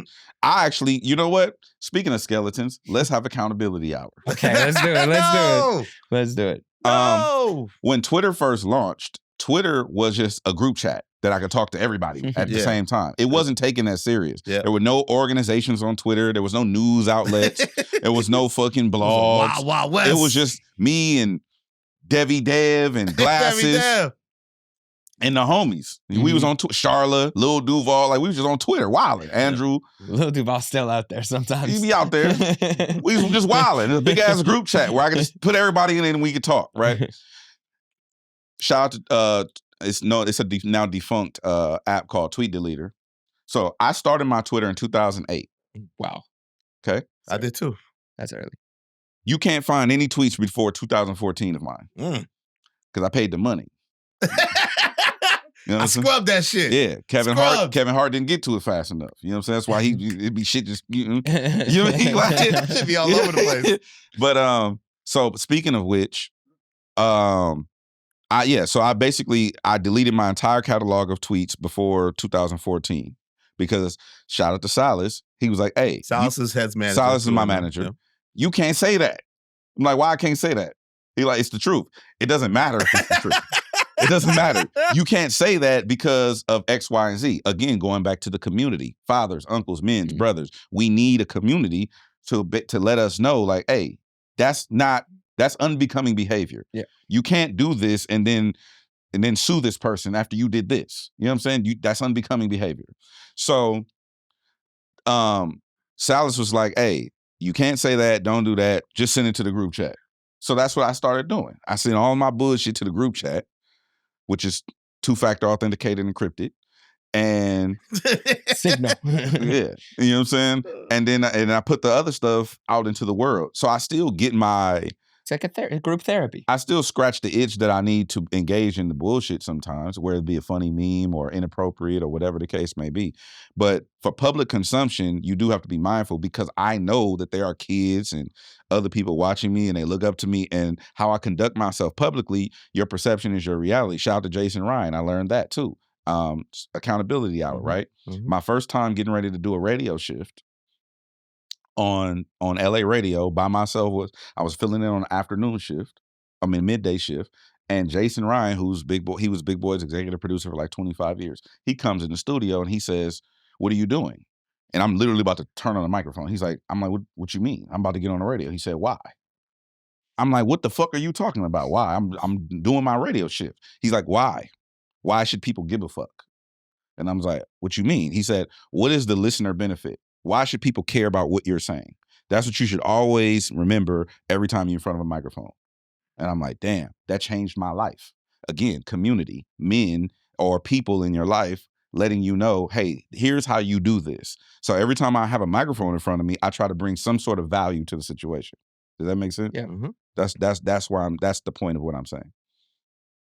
Yeah. And I think hopefully, unfortunately, it takes these moments, but hopefully it is, like you said, teachable moments for other people coming up and other people who have platforms to use it responsibly, to be able to look at themselves with integrity when they speak, and for people to feel like they're maybe less invincible. I think that that's another thing that people tend to feel, whether no matter it be how much money you have, whether it be a built your riches billionaire off the internet, or a politician or a media personality, still people held seem to accountable. feel invincible, Accountability. and there's accountability. So, what did Tommy have to say for real though? What did Tommy Richman really have to say About what? He really said hi to me, or you just was being funny? No, he said tell everybody I said hi. Okay, got you. Okay. I hope he doesn't take personally the fact that we were dancing. We actually enjoyed the song. I think we just maybe had. It's not that I don't like the fucking song. I know. I'm just saying. I hope he watches this segment. And did you call him? Why is he calling you? You called him earlier? Yeah. Why? Because you want to say I don't like your song? What's the snippet? I had some questions I wanted to ask him before we got on the air. Really? Was that part of the show? Or is this some personal? I'm trying to achieve journalistic integrity by the summer. By the summer? Yeah. Okay, you got like what, 6 months? Yeah. Yeah. Okay. So so that way I'm a DJ and a journalist. I want to primary the journalist. There we go. That was good. You pay attention. That was good. See why community is important? It is. And using your platform to be responsible and provide value? Yeah. Exactly. You also called into the Joe Budden podcast. I didn't call into the Joe Budden podcast. Joe Budden hosted a Spaces. Spaces, yes. And I happened to join the Spaces, and he's like, DJ Head. And then I came up and... That's your Joe Budden impersonation? Yeah, that's my Joe Budden. Why were you on Spaces? What's going on Spaces, man? I was just on Twitter, and it shows up. Like if people you follow or whatever. Just browsing. Yeah. If when I opened my app, it said Joe Budden is live or something like that. And I was like, oh, then I clicked it. And then I went in and I was like, oh, I'm in here. And then. And you gave credit to Elliott Wilson for his non-crash out behavior prior to today's episode. I gave Elliott Wilson his flowers for the work he's doing with his therapist. And he crashed out on Tommy Richman not even 30 minutes ago. Yeah, we'll see how this aged. We have the audio. Well, I mean, we only 2 weeks in. I mean, he's been working with his therapist, and he's saying that he. How you doing? Okay, I love him. I'm good. East Coast, West Coast, worldwide. Love the show. I've grown fond of Jeremy Heck. I know his name. Thank you, Joe. Elliott is Elliott. I like the talks y'all having over there. I like the. You know what I've been proud of Elliott, man. He's been I mean, we only 2 weeks in. I mean, why gotta be negative? Only 2 weeks in, and he's saying that he's trying to be better and not crash out. You know what? I give you credit too. I mean, you still going you. You know what I'm saying? But both of y'all are like, sometimes y'all go ahead and sit in the passenger seat and strap in and just, run into the wall a little bit. And I've been noticing the little difference. And I'm proud of whatever the work you've been doing. Seemed like you've been happier with your girl and shit. You can tell when someone's happy. Well, niggas always find a way to credit your piece to your girl. Credit your queen. No. But it's true. You're right. It do be us. You're right. I'm just saying, bro, like, when you got other shit to focus on, you don't be as angry. You know what I mean? And maybe, temperamental a little bit. And I've been noticing, Elliott's only 2 weeks in, but I've been noticing that, the Joe Budden crash outs have been We less ain't really frequent. seen one. Yeah, Joe ain't crashed out yet. They've been less frequent. I say less frequent. Haven't, but no, I'm doubling down on that. We ain't really seen a good Joe crash out in a while. What's gonna be Budden's first It ain't crash happened. out? I have Tommy. What's gonna be Budden's first They've been less out? frequent, King. I'm gonna I'll take it. I'll take what I can get. All right, that's good. That's good. What's Budden's first crash out? What's Budden's first crash out gonna be? We doing a bracket? A Budden bracket. Budden bracket. First crash out is going to be. It's not gonna be about Tommy. He don't give a fuck about that. It's going to be somebody's going to comment on something that occurs in or around his. Actually, we also during the Spaces. Let me backtrack. Mm-hmm. Julian, yes, from the Rory and Mal, Rory and Mal, formerly of the Rory and Mal podcast. It's got a new pod. Something wrong with the pod. Something wrong with the podcast. Joined the Spaces, and I had a couple of questions for Julie myself. You, know You what I'm saying? Did you ask? Yeah. I asked Okay, her, what'd you know what I'm ask? saying? I don't remember. But I asked a couple of questions. Ed is really getting his journalism bag right here. By What's going summer. on? I'm gonna have a primary. So by summer, I'll be a Wait, I rapper. don't You'll be know. a journalist. Why so quickly with the no? I didn't know your journalism. I gave you. I said I believe in your I did that note for journalism. Elliott. Okay, all right, okay, I fine, was gonna okay. say, how do I know how I really feel about DJ Head really becoming a journalist? Yeah, now he's I don't feeling know. like You wanna there's more compete against I don't competition. know. He's like, I'm I already might need just a getting minute. used You to know Joe. what? And We also have to have an Why accountability can't I hour be about honest? Like, why do y'all? You can. You Why are can. people so There's fearful of my consequences to honesty? honesty. that. I want you to be honest. I literally just said I don't know how I feel about DJ I Head really appreciate becoming a that, journalist. And I honestly. grabbed my heart. How's that an attack? I just just don't I put your appreciate that. arm out after you grab your heart. Wow. Keep- So I don't what even if know how what you if I can say make that joke I'm allowed to make that joke.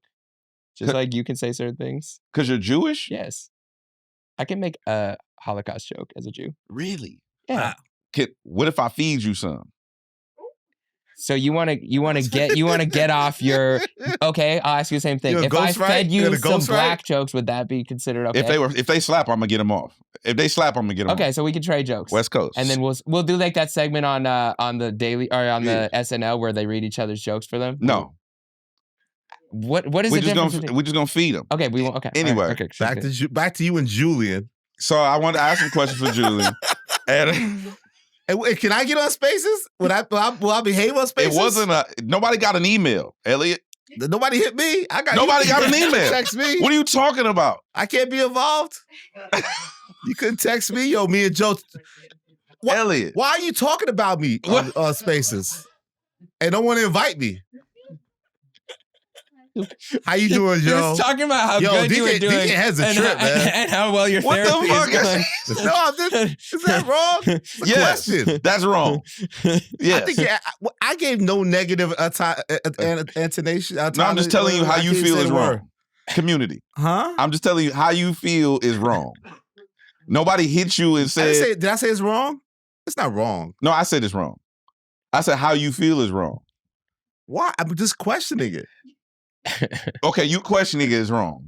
Whatever the action word is, whatever the verb is, it's wrong. Okay? So you and Julian. yeah. You and Julian.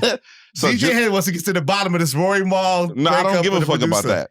Julian joined. Joe had Joe's constituents had questions for Julian. Yeah. It got kind of rocky for a couple of. Rory didn't love it. Also, He didn't. he responded. He didn't enjoy it. Oh, I didn't see none of that. Yeah. So anyway, when he did it, I was like, okay, this is interesting listening to them. And they had never had any conversation. Joe did ask him a certain question, though. And I remember this. Joe asked him, he said, now that things have gone the way they've gone, how do you feel about inheriting things that I heard inheriting the beef. that you have Inheriting nothing beefs. to do with? Mm. And I forgot what his response He never was. responded. He ducked that question 2 or 3 Okay. times. Yeah. So based on that, I think Joe's crash out is gonna come from Inheriting a beef? no, it's gonna come from something that has to do with people not necessarily being honest with him. Like it's not gonna come from him reacting to something. It's gonna come from somebody like being lying to his face. lying to him or being dishonest to him. I think that's where the crash out's gonna come from. It's a good prediction. That was a well thought out prediction. You know, we think sometimes. Yeah. We don't just peel bananas. It's the mind of a journalist. Okay, no. That was I'm not allowing that to go. That was too far. That was too far. Okay. Peel that back, okay? Wow. As in peel the joke back. You said if it hit. Yeah, that was good. That was good. All right.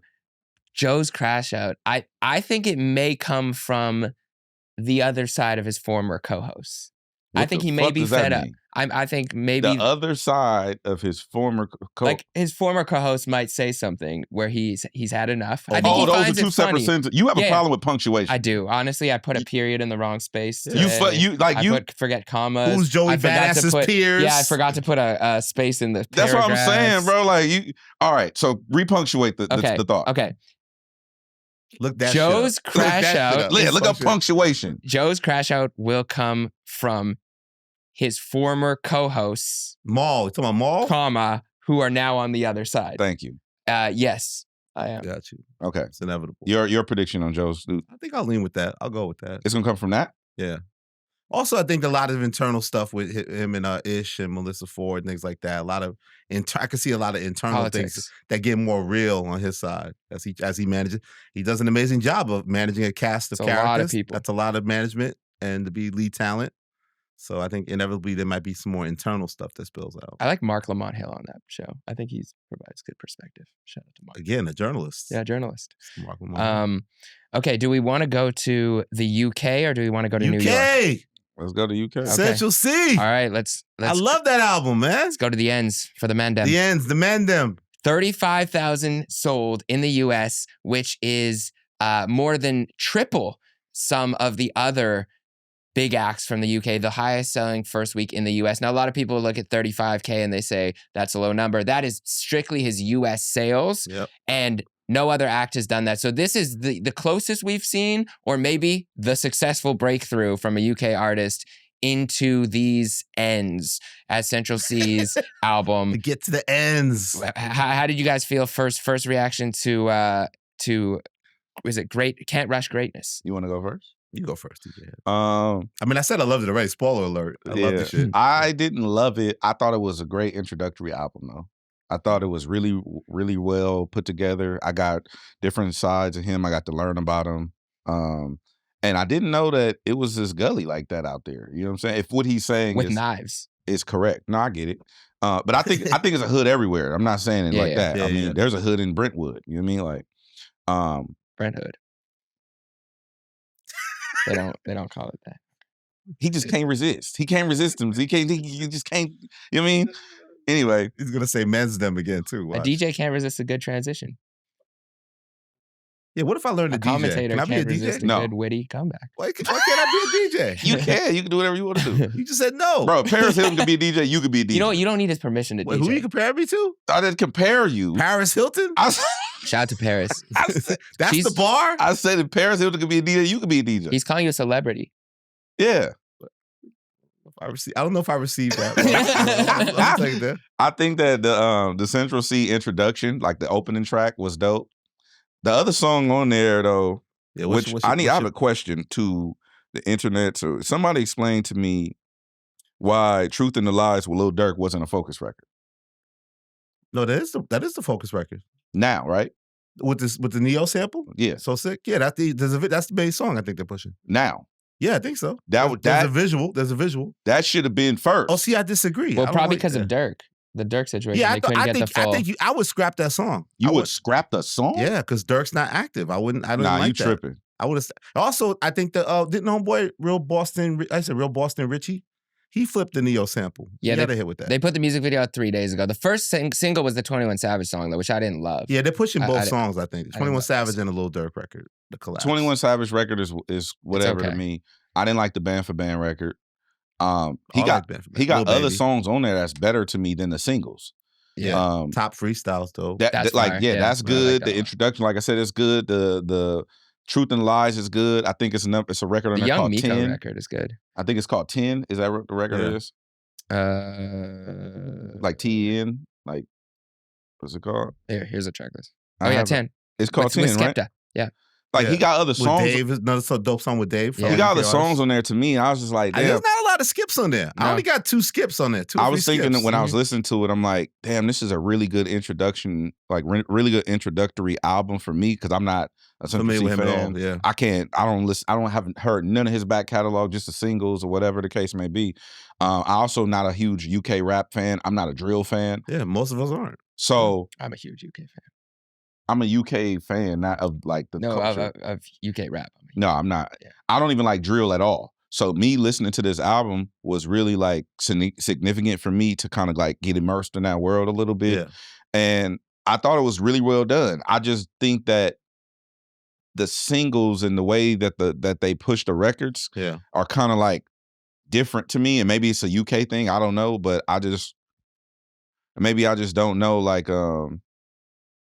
maybe I just don't have information. I would love to sit down and talk to Central C about You think they could have been better strategic about the single rollouts? I think he would have garnered more support if the strategy was different. Okay, from a mainstream perspective. The other thing that came out when he's doing interviews is that we kind of all expected Drake to be on the album because we know they have a good rapport. That On the Radar thing they did together, I thought was a great moment for him to kind of introduce himself to the world, especially to the hip hop US.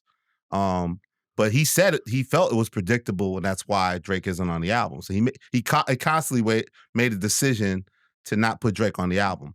My question to you, gentlemen, is do you think it's an after effect of the Drake Kendrick thing, or no? And was that the right strategy? Because to me, again, I think having Dirk was the wrong strategy once Dirk went into his real situation. To me, you swapped it out for a record with Drake. I think a Drake feature that wouldn't have taken away from the album, where sometimes a Drake feature takes all the attention. I think he should have went with his Drake feature on this record.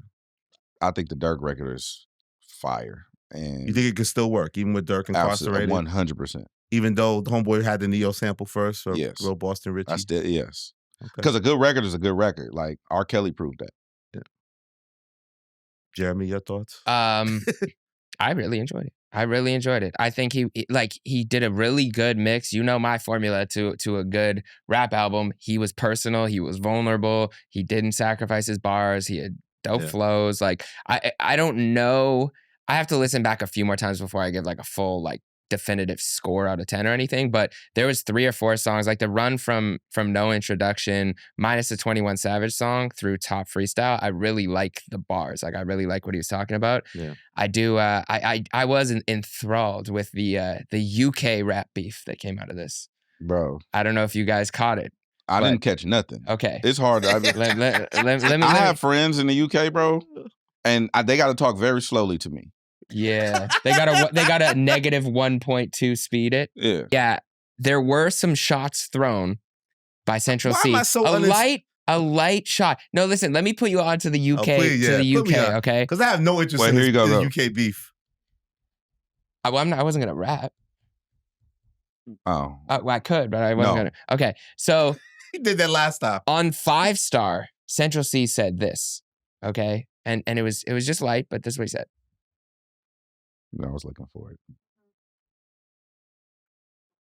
They ain't quite the same. I've got more money than all of my elders, even though they are twice my age. I've just reunited with some of the killies. I gotta remind them that life has changed. Previously it was crime that paid, but now I get by in a righteous way. Push back time, I would ride in a rain. Now taking a flight for the climate change. Long haul flight and I'm flying commercial. If I'm in Europe, it's private planes. We seen what happened to PNB Rock. I can't even wine and dine these days. We got something in common with hockey. Why? Cause we all got ice and blades. I felt like a prick when I went to the Brits and they gave the award to a guy called H. I had my acceptance speech prepared like long live F, so I'm going insane. I free all the guys. So you hear a couple things there. He said he has more money than his elders, A. And B, he said he lost a Brit Award to a guy called H. Okay, now a guy called H is a real UK successful rapper. He's not a nobody. He's a successful artist. It was all good. It was all good back in the day. It was all good. In fact, there's a quote that Central C was rapping and he said, "I need me a deal like H." So he was giving credit to H's contract. His name is H. AITCH. His name is Harry, so he would go by H, and so he spelt it like H. Wow. A what? AITCH. H. AITCH? Yeah. H. H. That's clever. Yeah, he's dope. So H, within hours of the album dropping, he didn't take too lightly to that little stray. Thirsty. And he dropped a full song, 2 minutes and 39 seconds, called A Guy Called H. And he had this to say in reply to Mr. Sench. Oh, God. They ain't contenders, jump in the booth, what's nothing to do. Took the Brit straight back to the ends and a little bit of bush got put in a zoo. Roll around with all of your helpers looking like elves, it's funny and true. You got more money than all of your elders, lucky for me, I'm younger than you. Hey. Yo, Unks. He called him go bar for bar, Brit for Brit, punch for punch. All your songs get rolled by Clint. In the booth, one mic, 2 cunts. Don't be lying, CJ. I see you out there. Wait 2 sex, let me light this blunt. And then he even used Central C's own ad-lib, all right, against him. Oh, you built most your career on image, not enough lyrics. Me, I'm just goated. You got 100 man on your payroll, stood at the Brits and none of them voted. Shame. Stop phoning Cora, speaking my name, asking questions. Still a little better than H. No, stay in your lane. You just mad because you. Oh God! Come on, yo, listen. Can you give me a moment? I have something to say. Hold up. We gotta close the chapter first. So H posted this within hours, and then on Instagram his caption was "Leave me alone." And Central C didn't want to get in the way of his album rollout, waved the white flag immediately and said, fair enough. Crying, I don't see no white flag emoji. Fair enough. I see a crying emoji. I see flames. And he said, fair enough, because my man is fucking clever, God damn it. You don't think you think he's going to come back and go bar for bar with H? Here's my camera right here. Listen, H, man. It's Central C time, baby. Fall back, fam. What are you talking about, man? Who is this H guy, man? He sounds nasally. I don't know about him, man. It's Central C's time, man. See, Elliott. The flow was more nasal. No. UK shit. See, that's where you be fucking up. I can't say his flow is nasal. You fucking up. Because you don't know H. What if he's the biggest... I don't want no personal smoke. I'm just talking about his art. I don't know about his. I don't know. I don't want to fight nobody. You just said H, fall back. It's Central C time, baby. I agree. My assessment is that Central C. Because he just gave us a whole album. He gave him half a bar and he already rushing a song out. Like, come on, dog. Like, see, Elliott, he's ready to rap. You're mad at rappers rapping? Elliott, see, I'm just pointing it out. This is where it should be. You think I'm biased because I'm so Central C? Yes, you are biased, but that's not. I'm saying your reactions. I think you're unaware at how people can receive them. Okay, so I'm just letting you know. I don't think I love the response. I felt his flow felt a little nasal to my ears. I've never heard anything else from this gentleman. You said we don't know you. Like, who is this guy? Who is this? No, I just think one of the guys is breaking barriers, a UK rapper. Like, I think. But he opened the door for Sench. Yes, exactly. I think his success is going to help this guy. So why No, the reverse. H came out first. His success helped Central C's success. We wasn't bumping H here in America. In the UK. Well, we're not in the UK anymore. We're telling a story of a UK rapper finally breaking through in America and garnering real respect in hip-hop. Then keep my name out your mouth. Happened. He's basically saying keep my name out your mouth crazy, and bro? enjoy your success. It's like, in my head, I have a visual of like me trying to like pull the e-brake and Elliott's like, no! We're on a road trip. I need to get to this wall. Yo, let me tell you something. Central C Can't Rush Greatness. That's my favorite hip-hop album of the year so far.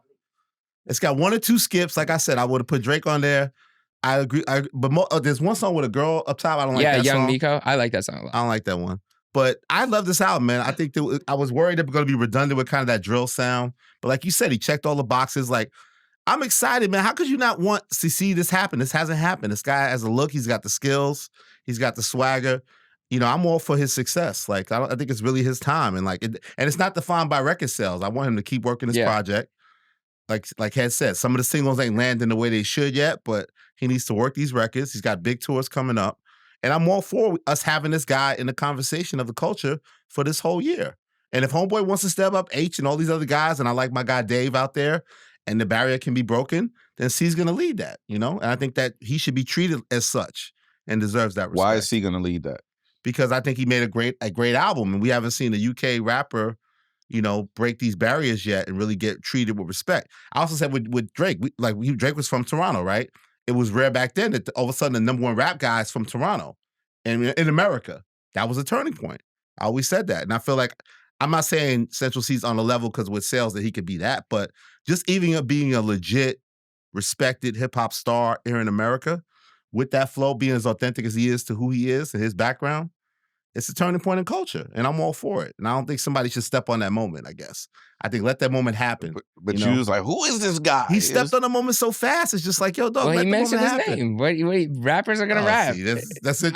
That's what my pen's going to bust out as soon as somebody mentions me. All right, so let me ask you a question. What's the difference in H doing what he did and black women promoting their movie, and you say why? I definitely don't see the correlation here. I'm just asking what's the difference? Because they have a moment. I think there's huge differences. I think that I was ignorantly, preemptively judging something. So right? why 8 can be ignorantly preemptive? No, he's responding in a hip hop way of like to Jeremy's point of like, you diss me, I'm gonna fire back at you. Yeah, that's not the same thing as me preemptively being critical of something I was ignorant about. You're saying yours was worse than H, huh? Your action was worse than H's action. I don't know. I don't know the correlation. He brought up that. I don't understand the comparison. I don't either. What's the comparison? Mine was whacker, I guess. Yes, mine was whacker. Okay, I'm simply. That's what I was asking. But here's the thing. But I didn't step on that moment either. I didn't jump out during it. I did it way in advance, for most people even knew what that movie was. This would have been like H responding to the trailer of the song without hearing the full song. He actually didn't even hear the You bars. mean like y'all did with Tommy Richman? Full circle. Do you want? West Coast. Yeah, I was gonna say you want to hit it. But yeah, no.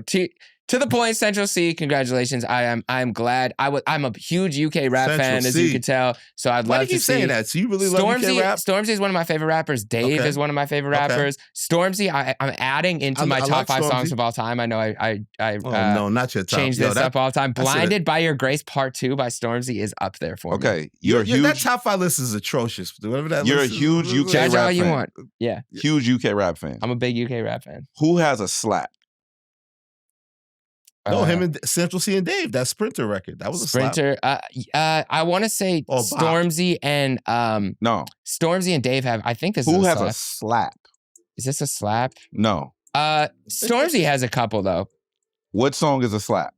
Shout out Stormzy. Let me check. I don't know if this is. They if don't have this to is- make slaps. They can I didn't make ask. music. I'm saying I'm they don't trying have to see if I'm not there saying is they a have slap. to. I'm asking who has one. Because I don't know. I want to know. Like I might play it today on the radio. Have you ever played a UK rapper record? Yes. Do you remember which one? I played Stormzy before. I played Okay. Dave. I played Central C. I'm not well versed in UK rap. If I'm being completely transparent, I have a language barrier that I'm trying to get over. Little Sims. Okay, thank you, She's King. killing it. So I have a language. Who was that? Why was that so dismissive? Okay, keep going. You took All too long. Yeah. Okay, I all right. thought you knew, like, you know what I'm Nah, saying? I couldn't 100 find the slap. BPM. Like, I couldn't find the BPMs. No. Thank you. Okay. Language barrier? I have a language barrier that I'm trying to conquer right now, and I'm working through it. I'm working through it, bro. I could do one dialect at a time. Okay. So just listen to Central C more, man. You'll get into it. I'm working with it. I'm working through it. It's difficult for me. I'm not gonna lie. It's very difficult for me. Jeremy, being a big fan of UK rap, do you feel like this is the UK America? Because I saw my guy Semtex feel like it's turning point of culture. Yeah, I Like, think it's big. Does it feel like a UK rapper really getting his footing in America and being respected? I think it'll shift convo because I felt like I was on an island when I was saying like Dave's album was top 5 album of the year a few years I ago. think, or something. No, the other one, We're All in This Together. Hmm. I was saying that was like the best album of the year, and people were like, I haven't heard it. So I think this will at least be one where we've all heard it. I'm sure all the other media personalities have heard it at least or are aware of this. So I do think it'll be one of those things where this will break barriers a little bit or open the door, if not for no one else, for Central C to become a bigger star and be in that conversation of, the 20 biggest artists in the And I saw world. him live before in LA. I saw him do a show in LA. He was really good. He's got a big tour coming up, like I said. Oh, shout out Shawnee, my homegirl. She's in just publishing on the Sony side. But yeah, I think they made all the right moves. I questioned at first taking so long with the album. They said you can't rush greatness, and they proved it right. Let's do it. Well, I just don't understand the Band for Band record. You didn't like that Band for Band? To this day, I like it, I actually. cannot stand that record. we could go ban for ban. Okay. We could go M for M. Did you like Lil Million Baby for on it? million? Just in general, you didn't I like just the don't hook? like the song. Yeah. It's not. You know, So he into could have took TikTok. that. He put that Gen Z Love was another record. He kept it and put it on the album. You need that for the spins though. Because Okay. Band for Band was a well-streamed song. Yeah. He had one too that he did for that. What's that show? Colors that Cash Cobain produced. That was a good record. It's not in there. I don't know if it fit the sonics of the album, but Yeah. that's a good song too. So, shout out Central C, man. Do we want to head to New York? I never want to go to New York. I'm saying I especially couldn't get him to go out for a show. not out in the here winter. Yo, you disrespected Madison Square Garden. I let him get that off. You I did just that back disrespect then, yeah. How Madison. you disrespect Madison Square Garden? What did I say? You said you don't fuck with it. That's not You said disrespected. Barclays Center. That's cool. So then though. you disrespected H. I'm critical of the infrastructure of the building and the basketball organization that habitates the building. And the greatness that goes on there, all the historical shows. Like what? You just ish on that. I mean, Ali some of the Frazier, greatest fight Like one. performance. WrestleMania? Yes. No, some of the greatest concerts too, and WrestleMania, and It birthed some of WrestleMania. Andre Some the Giant respect was on it. there. I fuck with it. okay. So you like some of the things that go on there. You just don't like the infrastructure that built it. No, I don't like going to New York. I fuck with the people. I don't like going to New York. You gotta pay to go into the city. What kind of shit is It's a that? long flight too. You know what I'm saying? You gotta pay to go into the city. We go over the bridge, you go under the water, you gotta pay. Like it's like I'm being like extorted just to go into the city to New do York business. City, baby. It's crazy. Yeah, there it is. Don't disrespect the guard, baby. The I arena, the have Mecca. no- That's I the have- Mecca, my G. I have no problem with Andrew's show sold out of Madison Square Garden 2 nights. in a row. Twice. Dose, yes. I have respect for it. I just don't care to go. Who would you see there?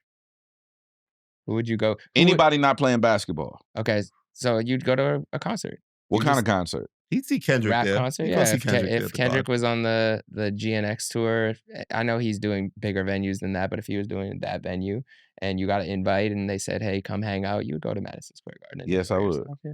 And I would wear a Laker jersey. And you would text me, you'd be like, yo, I got an extra invite to Madison Square No, I Garden. wouldn't. Because then I would have GNX tour. because then And it's like, I thought He'd of you. fly from you this. out? Yeah. He'd be like, yo, Jeremy, what's No, your, he'd why I probably wouldn't be do like, that? "I what's your gotta get you birthday? on ticket." I'm gonna fly you out with me real Yeah, quick. what's you your know I passport wouldn't number? do that What? because the following week on the bigger picture, Elliott would be like, well, y'all can text me. I got pre-checked. I was secretly fly there myself and roll up. I on got y'all. pre-checked. Why you Down didn't? here. Damn, you in New York? You in my city? You didn't call me? I'm Queen. That would be I disrespectful. got pre-checked. I could have been. It's a 5-hour flight. That would be disrespectful. You know what I'm saying? What if you just heard I was in Carson and shit? I don't give a fuck. I'm having coffee in Carson. You can go to Carson right now. You go to the mall. You can go to Metro Fusion. You can go You can I go can to have coffee in You can go Carson. to the Lamo. You can go to the Patch. Oh, the Lamo. You can go to You can go to the Centerview. You can go all that. I don't care where you go. You can have a burger at the Labo. You can do all that. I don't give a fuck. Right, Speaking of Delamo, before we go back to New York, there was a tweet that went out yesterday night. Let's get into it. That said, all caps, from @ab-soul. Listen, I have never gotten an FT from free. SMFH. I just shed a tear. Oh, Dead homies. Super Bowl. woo, I don't know the number. History. @PG Lang.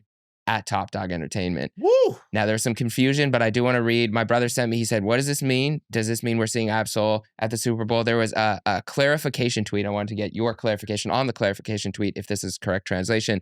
Translation, Dave Free has never contacted me via FaceTime. Therefore, I am emphasizing the importance of this recent call. I also cried on this recent call.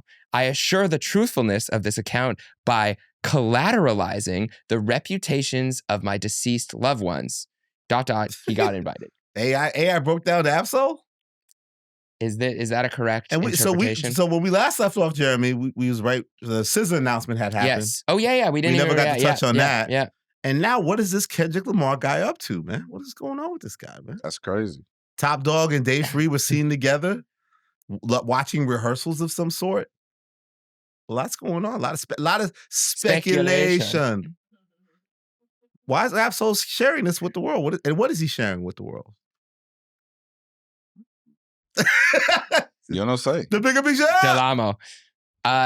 So do we want to make predictions? Do we think that TDE or Black Hippie's making an appearance? Are they just going to be in attendance? Black Hippie has Are a new they- slap they're going to perform? What's going on? No, that would be nice. Yeah, we never. What did you think of the SZA? Is there a new Black Hippie slap? Head said the Bay is disappointed that he taught you the word slap. they aren't sure. How Sorry, to feel. Bay Area. Sorry, Oakland. Sorry. But how did you feel about the SZA announcement? It happened right after we filmed last week. SZA is now joining as the first ever confirmed guest prior to an actual Super Bowl where we know ahead of time who's going to be there. I talked to Dot. Oh, here we go. Elliott, watch. Let's see. Okay, how's Dot doing? He's good. All right. He's good. Good to hear. He's in rehearsals. He's good. Getting his win together. He's good. He He got said- his win together, but That was the phone call in the he- commercial. You said it might have been you on that phone. That's what I heard you he's say in that great on Effective spirits. Immediately. he's in great spirits and he's good. And he's about to smack shit. You said the world is going to be shocked by the Super Bowl performance on another platform you were talking about. Is any reason why we would be surprised or shocked? And we know she didn't actually pour Gatorade on him, right? That's the effects. That didn't really happen. It was an empty If thing. we get anything from this It was commercial, empty. that is what the He big didn't get wet. takeaway His is. jacket did not get wet. The bomber You jacket. asking or me telling me? No, I believe she didn't. I don't know. It's sold I out. wasn't there. So Dot, so you're not gonna tell us, but are we saying that Dot is to you or people like Ab-Soul, he's not being secretive about his actions that's gonna take place during the Super Bowl halftime show? He's sharing information or No, talking he about didn't. it. He hasn't shared anything with me as Okay. far as the performance.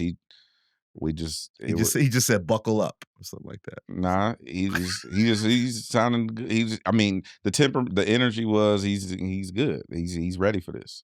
Did he mention if there's gonna be dessert at the Super Bowl? Oh God, here we go. Never let it go. No, did he say like maybe like the fans are gonna eat some tiramisu at the Super Bowl? Yeah, that's what he told me, Jeremy. He said the fans are gonna eat tiramisu at the Super Bowl. Fuck is you talking about? I saw some crazy fans say he's gonna come out to tiramisu record. He's gonna come out to that. I'm like, what are you talking about? What are you, Jeremy Heck's friend? What are you talking about? What do you think? It's gonna come out to that snippet that didn't come out. Fuck, not like us, a TV off. He's coming out to that. Tiramisu. Where is he gonna? I mean, we can get more into this next week too. But where in the set list do we expect Not Like Us to be played? Because it was played on the commercials now. Wait, I think I predicted this. We start off with that. We set the tone. Let that off. Let them horns go, baby. Set the tone. You want to see it? Let's go. Stretch that shit out. Pause. You know what I mean? Third song. I do like the thought. I don't know if they're gonna do this, but I saw someone tweet it would be dope if he did the TV off instrumental and then said "fuck what they asked for," or "fuck being rational," give them what they asked for, and then went straight into the Not Like Us horns. I thought that'd be dope. But yeah, early on. Who said that? I saw someone tweet that. I don't know. I don't have any predictions. Okay. Of course you don't. How can you predict? How can you predict when you actually know? Who said bro, what is wrong with y'all? Everybody's like, bro, that's a good bar. That's Alex a bar. just said yes. That's a bar. Bro, people are texting me wild shit. Like, I know, like, can you get me on the field? Like, what? On the field? No, I gotta do the 50-yard line. I can do 30-yard line. Can I play in the game? Like, bro, like, this ain't my moment. Also, they sold them hoodies out. You ain't got no hoodies for us? What's going on? There's like Super Bowl hoodies and shit he made, some merch. We can't get no merch? Just right after he's like, don't ask me for anything. Foot on the gas hoodies and shit. Right? You didn't get a hoodie? That actually, you did say you feel like he's kind of the guy to keep his foot on the gas. You didn't get a hoodie? I didn't get no hoodie, no. Did you get a bomber jacket? I didn't get nothing. I didn't get a warm-up jacket. You didn't get a bomber jacket? I didn't get a bomber jacket. You got a hoodie? Did you get merch? I didn't have merch? $750. You got a hoodie? No, I didn't have the funds. You got merch? I didn't get anything. I didn't have the funds for it. That shit says somebody got to do it on there. Somebody got to do it. In reference to anything particular? I may have a piece or two on the way. Really? Interesting. You're serious about getting that merch, though. I can't play with you with that stuff. You get serious about it. I may or may not have a piece on the way or two. If you get it, will you wear it on the show? There it is. Look at that. But somebody got to foot up on the gas. Which one would you want me to wear on the show? That white hoodie. The white one. Okay, I wear the white hoodie. Yeah, I think the white hoodie fits you the best. I can't see you in the t-shirt next to the white hoodie as much. Didn't I give you some K-Dot you gifted merch? Him Kendrick You merch. should give me some PG Wrangler merch back.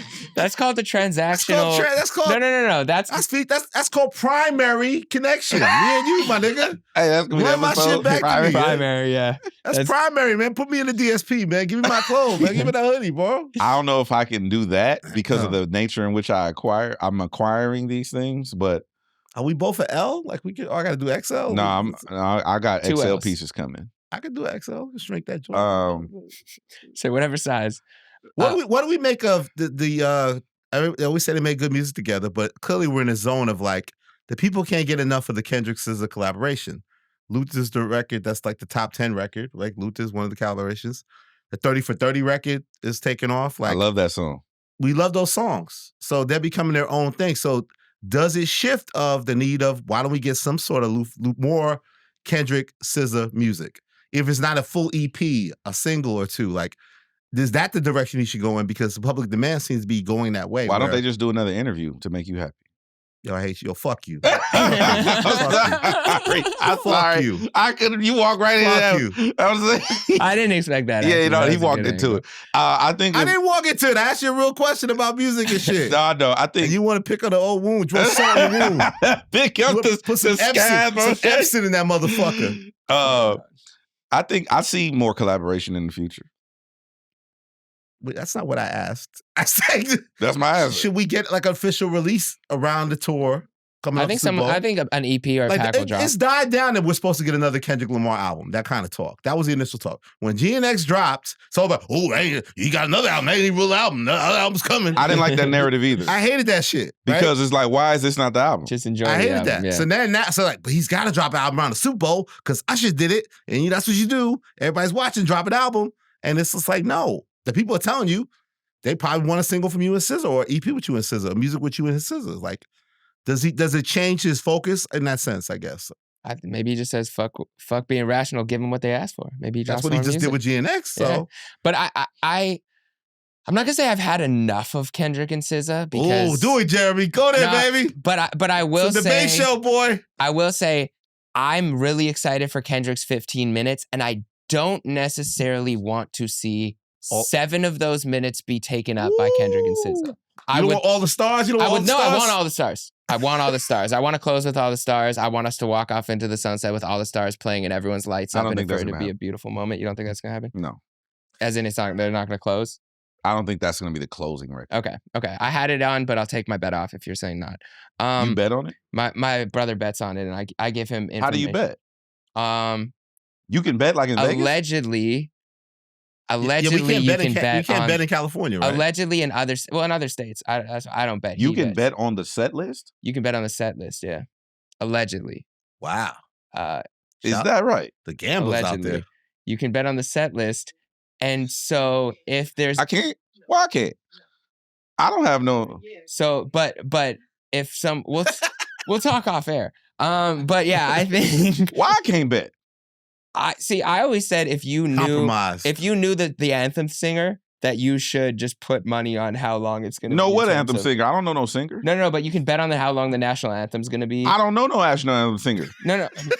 I was trying to make a point. I'm saying for you in this case, you should bet on the set list if you have information about the set list, and you should just give it back to the community. Give it back to LA Fire. You encourage him to commit a crime? What's a crime? What are you talking about? Is it insider betting? I don't know. I actually don't know the gambling rules. That's insider trading. How is that insider trading? I have no knowledge of the set list. But you could, somewhat. But our production team does not believe that you. I don't give a fuck what our production team believes. I'm on record saying I don't know shit. So can I bet on it or not? But here's the thing: you could be incentivized to try to find out and get some information. Let's say you don't know but let's say you find out 4 songs that are going to be on there. You're more informed than the average person. You should be disqualified when they do those contests. I should be disqualified? Yes, you should not be able to. What kind of cancel culture shit is this? I don't think you should be disqualified. I think we should team up and bet on the set list together. I thought y'all were talking about y'all against crime, and why don't you do crime? And you do this. Now you want to pull a heist with this guy. Consequences. If I can get DJ crimes. Head's information, me and him are gonna get rich. The good buddy cop movie this shit is you guys not are Buddy cop movie. Shit chill on. Then we're gonna go to Mexico and not invite Elliott. Like buddy running cop scared. movie. You don't shit. think you'd be the main? You'd be like a main character in the buddy cop movie. I gotta find he would be the old captain. 2 other motherfuckers. You'd be you would be the old captain. Yeah, like Ice Cube in 21 Jump Street. No, they said I'm the father. You're the big brother. You're the little brother. You're the uncle, and this and I'm the fuck y'all. Man. Uncle. I'm grown, man. That's what I'm saying. And y'all be scheming on shit and want to be committing crimes. When you talked about you was raised right, your mama this and his. Now you want to commit crimes. God damn it. I didn't say. This is not sponsored by Steak. This is not. You're a big fan of UK rap and you have a gambling addiction. I didn't realize that, Jeremy Hecht. I don't have a gambling addiction.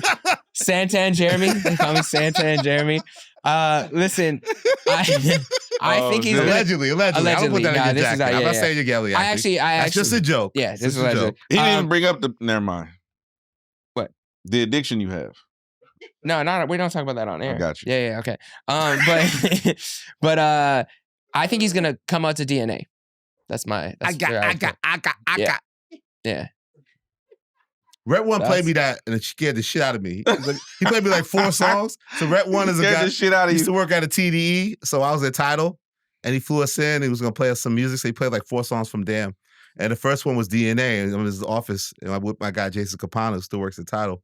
And all of a sudden I got. Shit was so loud. I was like, what the fuck is this? That shit was amazing. You felt like in the music video. Yeah, that's how I was reacting. That shit was hitting me upside my head. I got. I don't think it's gonna be that. What do you think? What would you? See, you what would speak you of it think? with No, such I'm just saying authority. I would. No, I do. No, as a DJ, what would you put first? That's what I'm saying. From BPM standpoint, What would you put first? you got to go with it. So I think where you going, Jeremy, correct me if I'm wrong, you don't want the like, as much as you love soul, we know you also love your Black Queen, you don't really want the smoothie, Luther-y 30 for 30 type thing going on. I definitely don't want to hear Thing. 30 for 30. I wouldn't mind. I love Luther, so I wouldn't mind hearing that. I think Kendrick has so much to showcase and so much with a message that maybe he's trying to portray, and he's such a artistic guy. I would love to see more of him and less features on this particular show. So Absol can't touch that stage? No, I would love to see Black Hit be up there for a second. I would love to see maybe if Tyler comes up and do a song. I just don't know how that works, but all I'm saying is I don't necessarily need to hear Kill Bill. I don't need to hear 30 for 30. I don't need to hear Luther. I would love to hear all the stars. That's me personally, though. I they can coordinate. I'm sure it'll be an incredible show, however they coordinate it. Why, Jeremy? Why? But yeah, man. That was my response to the SZA guest I like the announcement. Tyler inclusion perspective. Because they did that whole, the marching, and they've been kind of And Tyler one-to-one a lot. Tyler put an emoji somewhere on one of the ones. Yeah, that came up. he put this emoji, and he's off tour that day. I don't see how it's integrated because they don't have a song together. But either they premiere a new song, which would be crazy. That would be dope. Or he just does a solo song. Or he just says something up there. Or possibilities. Or Tyler is narrating, or Tyler. He's failed you, chat. Can you give me a hint? He's failed you. Can you give me a hint? Let's move on. No, because what are the other possibilities? Wait, If I don't even know they either. either have a song together that they're premiering, right? A new song. That's a possibility. They had a song or he just does a solo song. Help him, chat. Or can the chat let me know what are other possibilities for Tyler the Creator's inclusion? Maybe or okay, I got it. Tyler the Creator is the creative director for the set. Let's move on. Okay. All right. I thought that was a Dave good Free doesn't opportunity. like that type of language. Yeah, to okay, speak of all that, right, buddy. okay. He's failed you, chat. Okay, let me know. Somebody hit me on Twitter and we'll talk about it. It's gonna be crazy how they kill you in the chat. You fumbled this opportunity. Damn. But go ahead.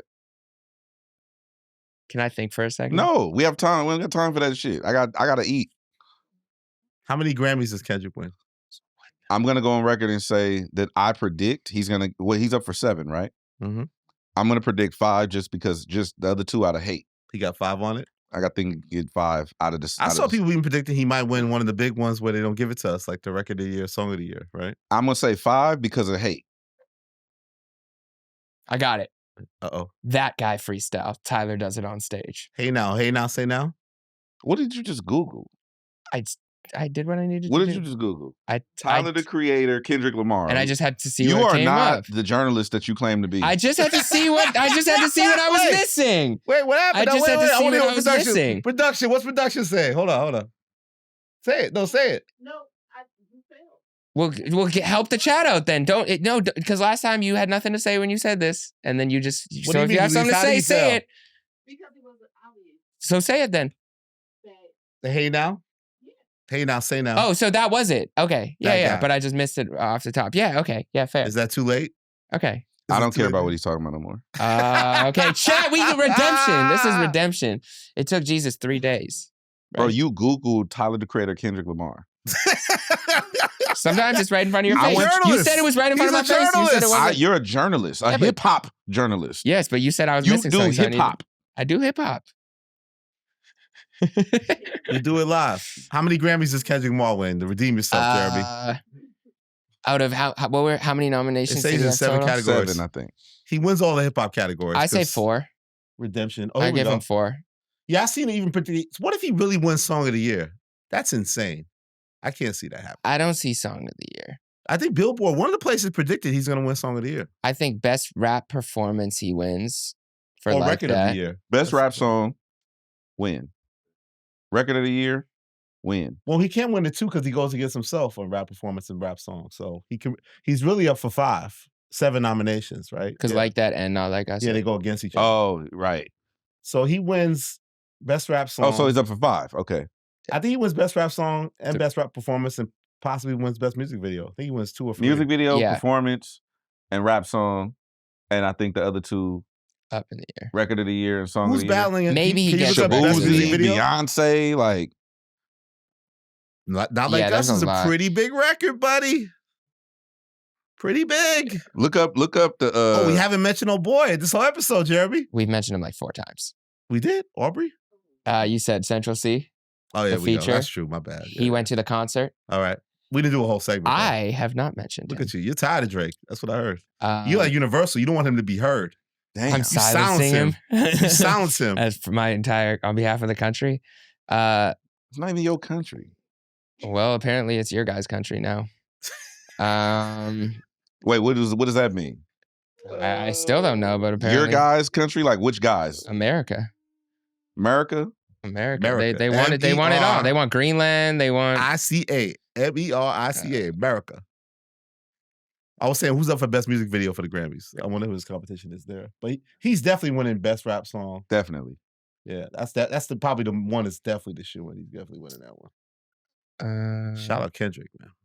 There's trying no to find- Grammy buzz, right? I guess because of the fires and everything went on. It's just Yeah. it's a little quiet out here. most of the events were canceled. I mean, we're obviously we're doing our participation, but What is your participation?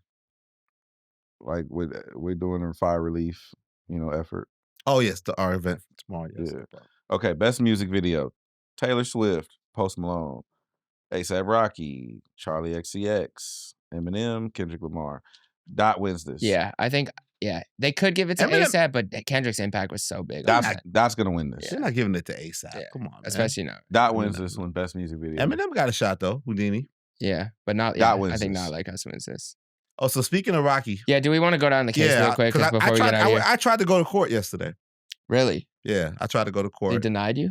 No, I'm gonna tell you. You want the short story or the long story? Which one? Give Medium me the in story. between. Medium story. I didn't like the way the case is going from what I was seeing, right? And I think that was this. Yeah. Everybody, he should have took the plea deal. This doesn't look good. All this type of stuff. So I hit up Meg, the reporter, Yeah. not Meg the Yeah, shout out Stallion, to Meg, the whatever. reporter. And Meg, shout out to Meg. She gave me the info where the court thing was. She's like, I was like, can I get in, you think? Because they said Rihanna might come. So I know it's going to be a zoo. I get there like an hour early. I have to walk up like 9 flights of stairs to get in the shit because the elevator's insane. I get there early. The court's locked. And they're like, it's already full capacity. The shit hasn't even started. It's like, doesn't start for like an hour. So yeah, long story short, I didn't have the press pass thing to get actually in the proceedings, but I observed everything from Rocky coming in to seeing the guy who's accusing him of the shooting, to seeing the jurors being called in because they do everything in front of the shit. Rihanna, they snuck in through like an underground garage so nobody saw her. But yeah, it's just wild to see like how crazy, like, I didn't know that like there's so much possible interaction between like plaintiffs and defendants and the jurors are right there. It's just like, I don't know, man. I didn't like the vibes of it. But supposedly that day, they were very strategic and they kept Rihanna's thing secret and they strategically put Rihanna next to his mother and his sister, but they weren't allowed to shoot the camera that way during the live stream. I saw the mother and sister go in, so they joined her inside, and Rocky was with his lawyer. I just think it's sad, man. And I heard hearing some things also from my conversations with other people. It's so much of like the nastiness of just kind of, to me, the whole A$AP mob thing falling apart because somebody from A$AP who's not as known kind of died the day or so before, had a funeral the day or so before the incident, right? So I just think there's a lot of harsh feelings from former members against Rocky about, his success or obviously even more success being married to someone like Rihanna and his responsibility kind of as the leader of the crew, right? Because even with this alleged showdown, I heard other A$AP members dropped them off to meet each other. So it's kind of just a messy, like rap crew explosion of things. And I just think that I'm worried, that this guy could really go away for a long time. And like, should he have just, to me, handled this situation and whether it's paying the person or, going through these proper things or accepting the plea deal, like, why do you want to elevate this thing to this level at this point? So I was very confused at first. So I did look into the case pretty heavily. But no 15. Because I was like, why wouldn't you take the plea deal? It was 180 days in jail and you're facing 24 years. It doesn't make sense. That's bad math. So yeah, it was a bad math and bad gambling on risk. So what I was looking into is why they would do that, why they would turn it down. And it's because they feel extremely certain that there's no real evidence that can be presented besides testimony from Relly. So I'll quickly break down. I know we got to get out here soon, but so November 2021, Rocky allegedly fired a gun at his former friend and collaborator, ASAP Rocky, during a confrontation in Hollywood. Rocky claims that Rocky shot at him twice with one bullet grazing his knuckles. Rocky pleaded not guilty, asserting that he used a starter pistol that only fires blanks to defuse a fight. The defense is arguing that there's no physical evidence of a shooting and that Rocky's claims are driven by financial motives. So here's what they actually have.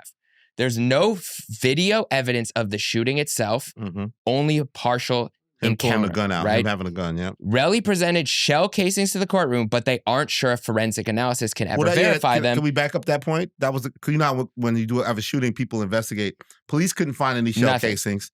Relly himself came back and he brought the casings days later to the cops. Yes. Which is highly irregular right? in that sense. Beyond Relly's testimony, there's no direct evidence that has been presented that the firearm went off. Rocky's lawyer says that this is based on jealousy and financial gain, that Rocky broke up the fight between Relly and other crew members, and they say there's no bullet holes, no blood, no shell casings, and the only ones that were found were days later. And so now what it relies on is witness testimony and credibility. Yep. So Relly's out there saying he feels abandoned by Rocky, but what Rocky's defense is going to be able to say is, look at what his motives are here. Look at who this character is. Look at what he's saying.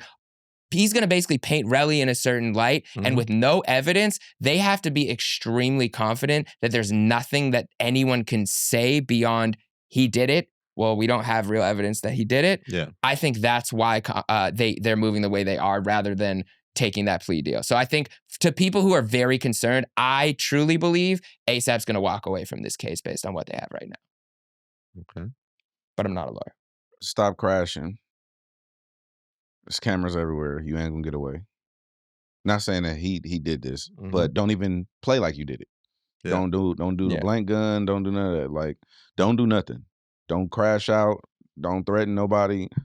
Everybody just relax because you're gonna get caught in California. It's over. OJ's the only one to get away with it. Damn. The only one to make it out of the crash fully alive. Well, not he's the only one, peace, but at the time, he's the only one. Everybody else, you going to jail or worse. Is it the old adage though? Like we're saying, just from the hip hop aspect, one final point of that. You grow apart and like you grew with these guys, they're your crew, like where friends turn on each other. Like he became hugely successful. Fergus said there's no more ASAP, right? He's moved on. But it seems like there's still a lot of connection between him and other guys that's a lot of unresolved business in their mind or tension. And like, this is part of that, right? Like, do you cut your crew off? Is it time for Rocky to grow in a direction realizing he can't manage these old friendships or old crew that you have? Does it get to that point? I mean, Ferg pretty much said everything that I needed to hear. Yeah. He didn't say anything disrespectful or dismissive. He's just like, that was a period in our life. Yeah. And, I'm Ferg. I'm still me. Yeah. When Jesus was called to go into the garden, he only took 3 of the 11 disciples. And I did not. Do you think he was going to go there? And the thing is, you got to be okay with being the disciples that aren't meant to come with you and know that your role was still helping him get to where he is and not everyone's supposed to go. And also being okay with being the 3 in there in the garden and knowing what your roles are because those 3 still fell asleep on Jesus. So this is a complete ignorant question. Yeah. Do like Jewish people fuck with Jesus? I believe in Jesus much differently than a lot of Jewish people would. Because the Old Testament is basically like, that's a Bible, right? And so all Jewish people grow up studying that. Like Jesus even grew up studying the Old Testament. Where the cutoff is basically like the New Testament is telling the life of Jesus from the perspective of the people that were around him. Right. The Jewish faith kind of ends there, and they still see Jesus as like a prophet most of the time, but they're not like studying the New Testament. Whereas I believe Jesus to be God in human form still. So I personally believe that, but not the Son of God. Well, I believe he's the Son of God, but I believe he's like God basically wanted to experiment. Like, what can I accomplish if I go into a human body and I have the highest possible potential within a human body? Can I change the world? So it's him spreading love. I think personally, like he pulled up in Jesus' shit. Yeah, that's what I believe. Yeah, him. He's him. Yeah, but yeah, but yeah, a lot of Jewish you people learning wouldn't. something on this show, I was gonna kids. say- Yeah. I was gonna say it's Saturday, not Sunday, guys. So Yeah, sorry. Yeah. Okay, yeah. All right. Well, amen. But shout out to Rocky, man. Yeah, Again, hopefully we all he don't gets want out. to see Rocky Yeah. go away. So God bless Rocky and everybody. I think I think this is gonna sound really terrible, and I don't mean this in the way that's gonna be received anyway. But I think this is good for people to see, like these things happening, because what we were talking about earlier, people are seeing real ramifications Consequences. of actions being taken, whether you did it or didn't do it. It's the perception of you doing it. Mhm. Whether you did or you didn't say this to this 15-year-old, whether you did or didn't do this to this woman in this hotel, whether you did, it doesn't matter. People are going to say that you did this. Scott Storch's, baby mama. The same thing with the, her doing that. It doesn't matter what your intentions are really anymore, even though I'm one of them people who operate on intent. All that matters is what people receive from what you're doing. Yeah. And I like that people are seeing things play out in real time. I mean, obviously, our convicted felon president doesn't help the narrative, but as you see, like everyone is being held accountable For the actions. For the actions, no matter who you are. You could be president, you could be a celebrity, you could be rich, poor. It is what it is. I think it's a good thing for people to be seeing this as much as they see the other shit. Yeah, because they look at it like he's with Rihanna and she's a billionaire. How can he be going through this? Like, why couldn't they have just paid for this to go away? And all that nobody's type of stuff? exempt of their actions. Yeah. Spotlight. Oh, I like. You know what? I'll admit I like it. There's a newcomer I want to shout out, but I like the Lotto Playboy Cardi record. You did. Blixum, whatever. So and I again, I can't even tell when Cardi raps, Playboy Cardi raps, like what his style really is supposed to be, and I think he's okay on that record. But I really like a Big Lotto on that record. I thought it was dope. I guess it was the old record she was trying to put out with him before, and then she finally got clearance for it. Is that the story? But you're one step closer to Fiend. Oh my God, I hate Fiend. I'm always gonna hate Fiend.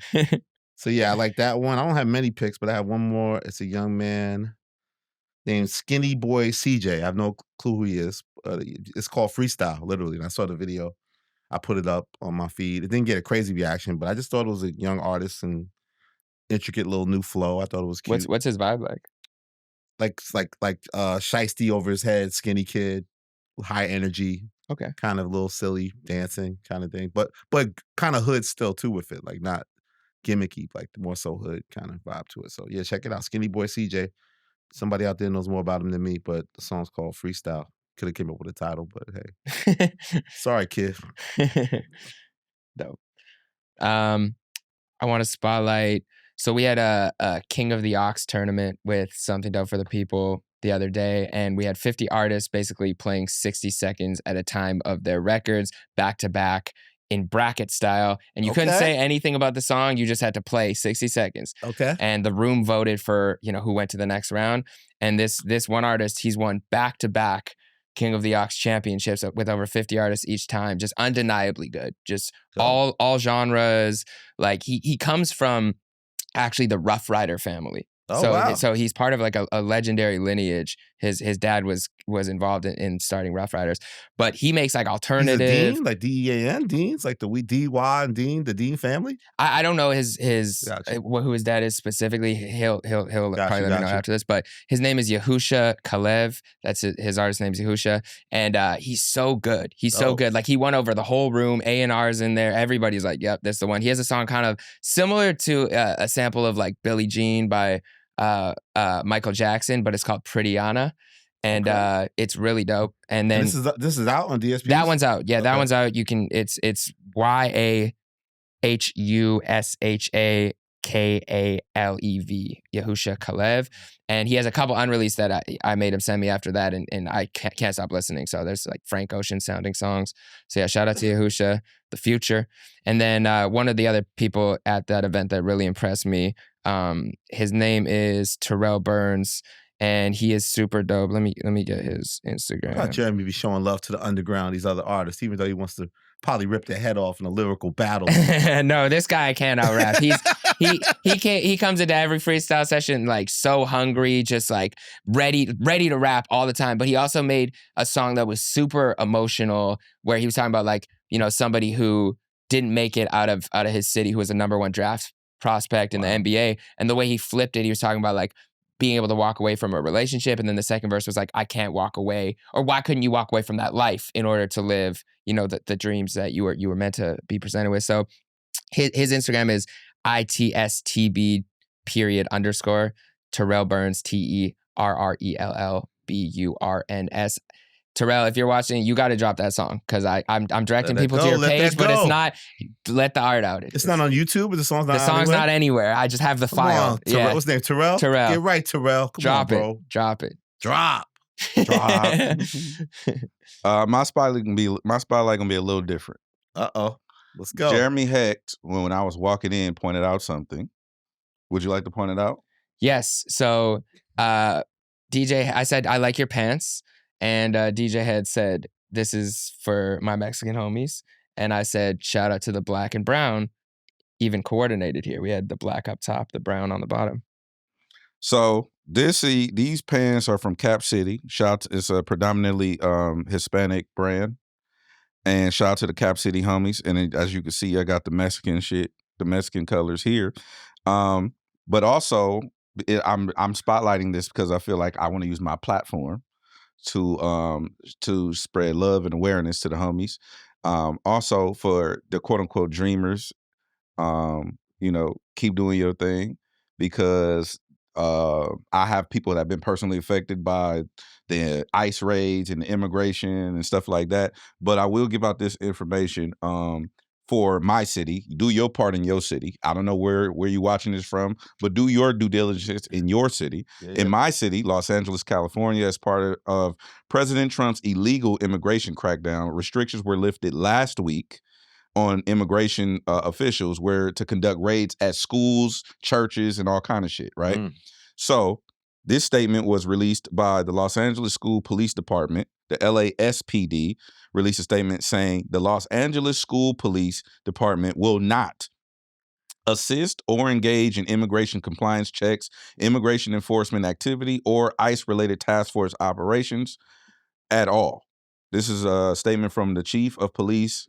And then also, it is our duty to work with administration to ensure that every student, regardless of disability, gender identity, nationality, race, or ethnicity, religion, sexual orientation, or any other characteristic has the right to attend school in an environment free of crime, intimidation, or hate-related actions and or dialogue. And as part of this, they started handing out what became known as like red cards. And these red cards are basically for students to know their rights if they're ever approached by an immigration officer.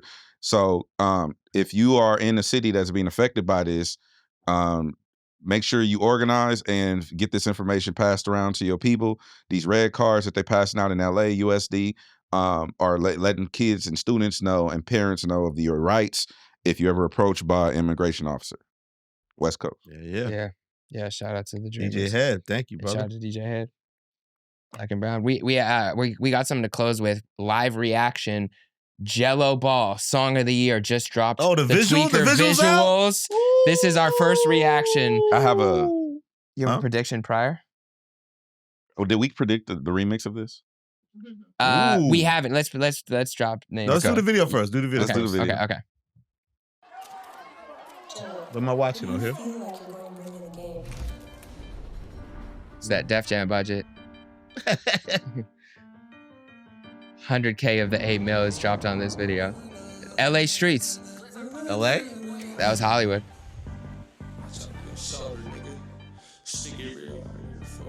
Door open. What does it feel like having your name called on such a bad day?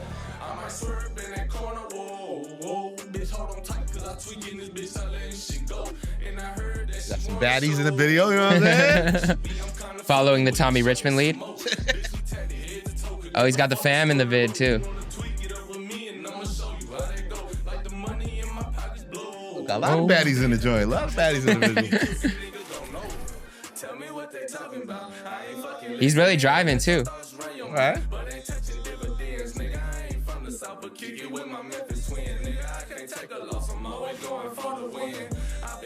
Interesting that he didn't shoot it down south though. Shot in LA. Yeah, that is interesting. A night out on the town. What?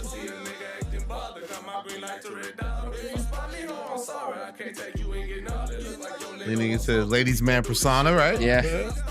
They're trying to do a little star treatment. A lot of car culture. Wonder if he's gonna attend the Rick Ross car show coming up soon. A little press run.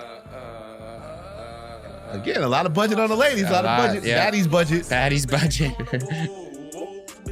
Oh, the little TikTok challenge with the ceiling. Oh, is that what that was? It used to be with the put the phone on the ceiling. Hit it toe. Is that a Hummer or what are we looking at? Yes, car that's wise? an H1. Ooh, the old school.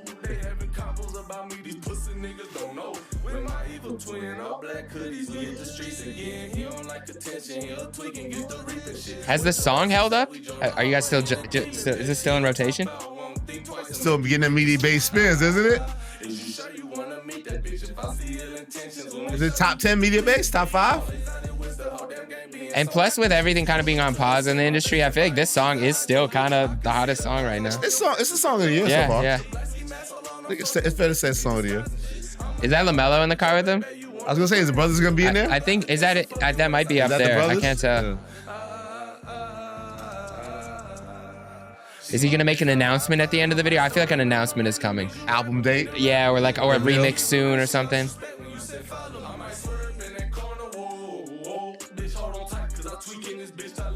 I like how they make it seem like he's swerving. He's in a parking lot doing circles. Just head to toe. A lot of shots. Oh, just a little fade out. I like the fade out. Black screen. Wait for it. Oh. Here we go. Press conference. Ooh, I knew there'd be something. Oh, snippet cheese! Oh, he got more slaps. Okay, guys. Is that a new slap or a remix It's not slap? my responsibility to get this one. I know everyone's gonna be Jeremy the snippet god. You know what they call me. You know, No one's calling you. No one's ever called you that. You know No what one's I mean? calling you No, that. it's like they The say that. snippet slayer. No one's calling you No one ever that. called you Sir, anything like that. snippets, stuff No, like that. They've never done that. This one's not on me. They called you broccoli though. They did. looked Yeah. it up. Okay, wait. What was your The prediction? snippet No, sniper. Go ahead. Those are all the nicknames. I I'm can pulling think up of. the media base. Oh, media base. Okay, well, I think for the remix, I would love to see Fabulous with a verse. Wow, that's where you going first? I would No. love to see Nelly with Said a no. verse. No. No. Do you think I could say anything that DJ Head will say yes to? Or is Possible. everything It's I say? possible. Oh, it's It's possible. possible. Okay. I did get. So you feel Fabulous Nelly on the record? No. How many artists are you going with in your mind? Are you taking it as it comes along? I did get word that there's potential. Different There's no region confirmation, remixes? but that they may be trying to get a Ludacris No. verse. No, I got word that they might be trying to do that. You can hate on it, but Okay. I'm just telling you it's possible. We're talking about who is potentially going to be on. I could give you information and be like, "This is happening." You'll be like, "No." No, that's not true. I You can just tell said you. no I to can that tell you too. that. I can tell you that by the time we do this show again, Yeah. by the time people see the next episode of this show, you'd be proven wrong. So you know. Oh, it's dropping So soon. you have the information. Make your prediction. So it's coming out like this weekend around the time this is airing. You're saying? Make your prediction. What do you think? What you pressing me for? Why do you always go to predict, Also, you know the answer. That's why you pressing me. That's You know not why I'm something. pressing. I'm not pressing you. You get your little media-based phone. You know what the fuck's coming. Then No. Media base only clock shit that's But already. you've heard from the industry. You talk to these niggas that serve the records, and you got some intel, right? That's what you're basically saying. I'm asking predictions of what you think. Are you predicting along with us, or do you have the intel and you're testing us to see how What did right we Alex? possibly What did we could say? be? What did you say earlier? You can't predict when you already know. Yes, that's Yes, like, what are you that's- doing here? Are you saying it that you're now then? Here's my prediction. Here come your prediction. Or are you saying that you have insight and judging it? Me and Jerry's predictions all based off your insight, what you may know. I'm judging your predictions based on insight. Oh, look, some honesty finally. God damn it. Do you want to give any? I don't insight? actually don't know. No. Here's the tricky Okay. part though. I wouldn't do the everybody say it sounds like old music. It's, You Yeah. can hear Mandy Fresh doing the hook or Nelly this and all that. So, but I would have did the opposite. I wouldn't lean into the old Lean into the guys. young guys. I would do like Moneybag. I would do more my peers of currently going on like in the culture. Like I wouldn't necessarily lean on bring Luda back or bring Nelly back or bring Mandy Fresh back on this. Like I would go the other way. So I don't have a prediction. I would like to hear more contemporaries, like current artists. Big on X there the with him. plug. Yeah, Big X, The Plug, Moneybagg Yo, something like that. That's what I want. I don't want it to be a Legends tour thing. But I have an idea it might be a little bit of a hybrid of both. That would be my prediction. Like what? Like one or two Legends and one or two current people. I Like want what? like a 10 person. Like Luda, Nelly, Moneybagg Yo, and Big X, The Plug or something like that. Like a combination of Legends and Was there anything right in that? No. Oh. But the idea could be right. Like No. like an old and young. Okay, No. So knowing the result, was your alignment thought of what it would be matching Yes. what it is? Yes. I talked about it on Effective Immediately. So if the chat goes and watch that episode of Effective Immediately. So they just bit whatever you said. So there's Not directly, but it's similar. how many people? So can we say how many people are on the remix? How many guest artists? Can we say that part? I don't want to say that part. Okay. But And it's multiple. there'll be one remix. It's not like the East Coast remix, the West Coast remix, the Legends remix. There will be there's one remix. for to my knowledge, there's one person. One guest. Yes. Jay-Z coming back, man. Getting that twerk. Can you on. imagine Hove? Can you imagine Hove on Tweaker? Hove. Talking about I was swerving back in 86. Yeah. I was take it back. I was I'm there swerving for before that. Google existed. Okay, so it's one artist. Okay, so me and Jerry got to get our prediction on. I Right? literally Because now we just- have the one landscape. artist, yeah. It's one artist. I'm not gonna confirm. And you already revealed who it was already on the prediction Effective Immediately. I was close on my prediction on Effective Immediately. Also wasn't completely spot on. I was close though. Super. an associate of who he predicted. Like at least tell the niggas to Wheezy. pull it up. What about Wheezy? Wayne, yeah, Wayne's a good Wayne would choice. be, Wayne's Wayne a would good be choice. dope on this. Wayne's a good choice. We have a slide for you. We have a video slide. I have You no would- comment on that. Okay, let's see the slap. Yeah. Elliott. Yeah, we got in this morning and they were just chanting our names like the Jennifer Hudson show. Jennifer Hudson style, Shout out baby. to them. Look at you, Ron Elise. Tommy. You did the face palm.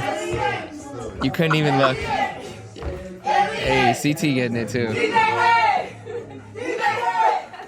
Alex is having too much fun. Yeah, she's loving this.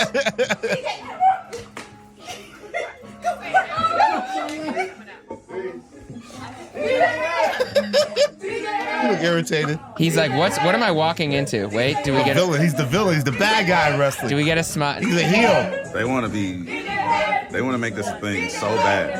What did he say? He's a heel. He's a heel. Oh yeah, wait, it's a little delayed. Here we go. Cooling out the gate. Cooling out the gate. Jittery. Jeremy. I did a little duck through. Hey, Yo, did you see Tommy that? got me- Tommy run got that me. back. Run Jeremy's puppy. DJ Head, why you on your phone?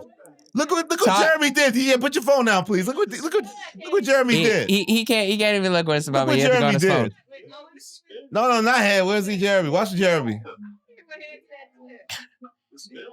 Head, did you curse?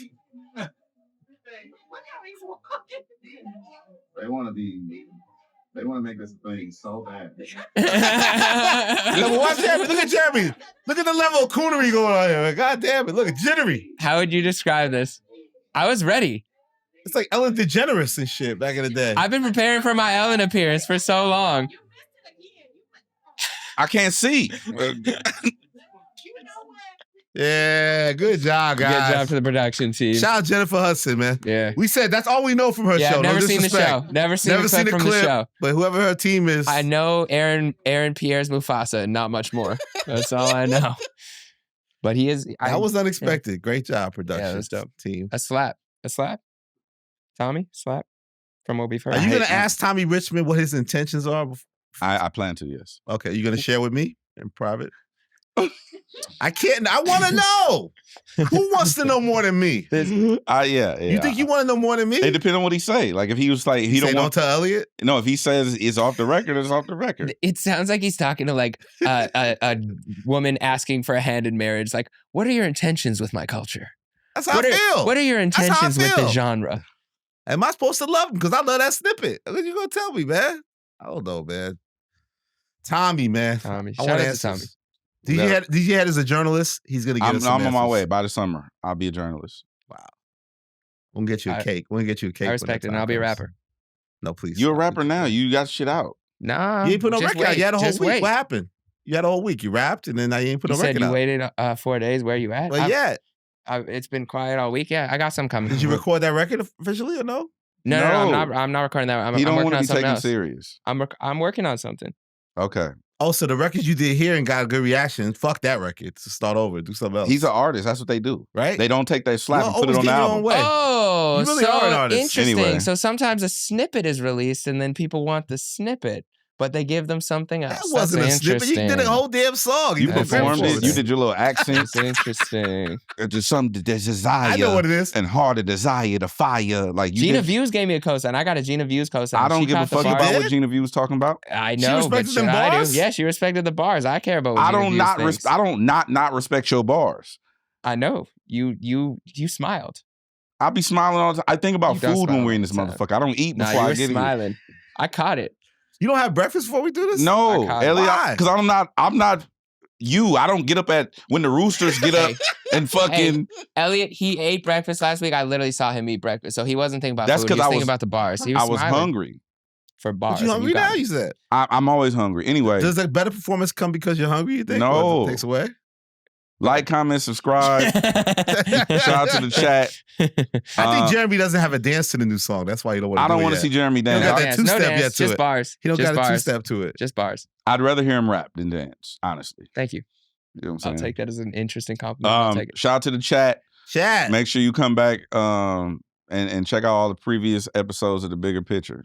You know what I'm saying? We fuck with you. And maybe we Appreciate it. fuck with Tommy Richman. We will find out soon. Shout out to the chat. Leave it on the outside. The bigger picture!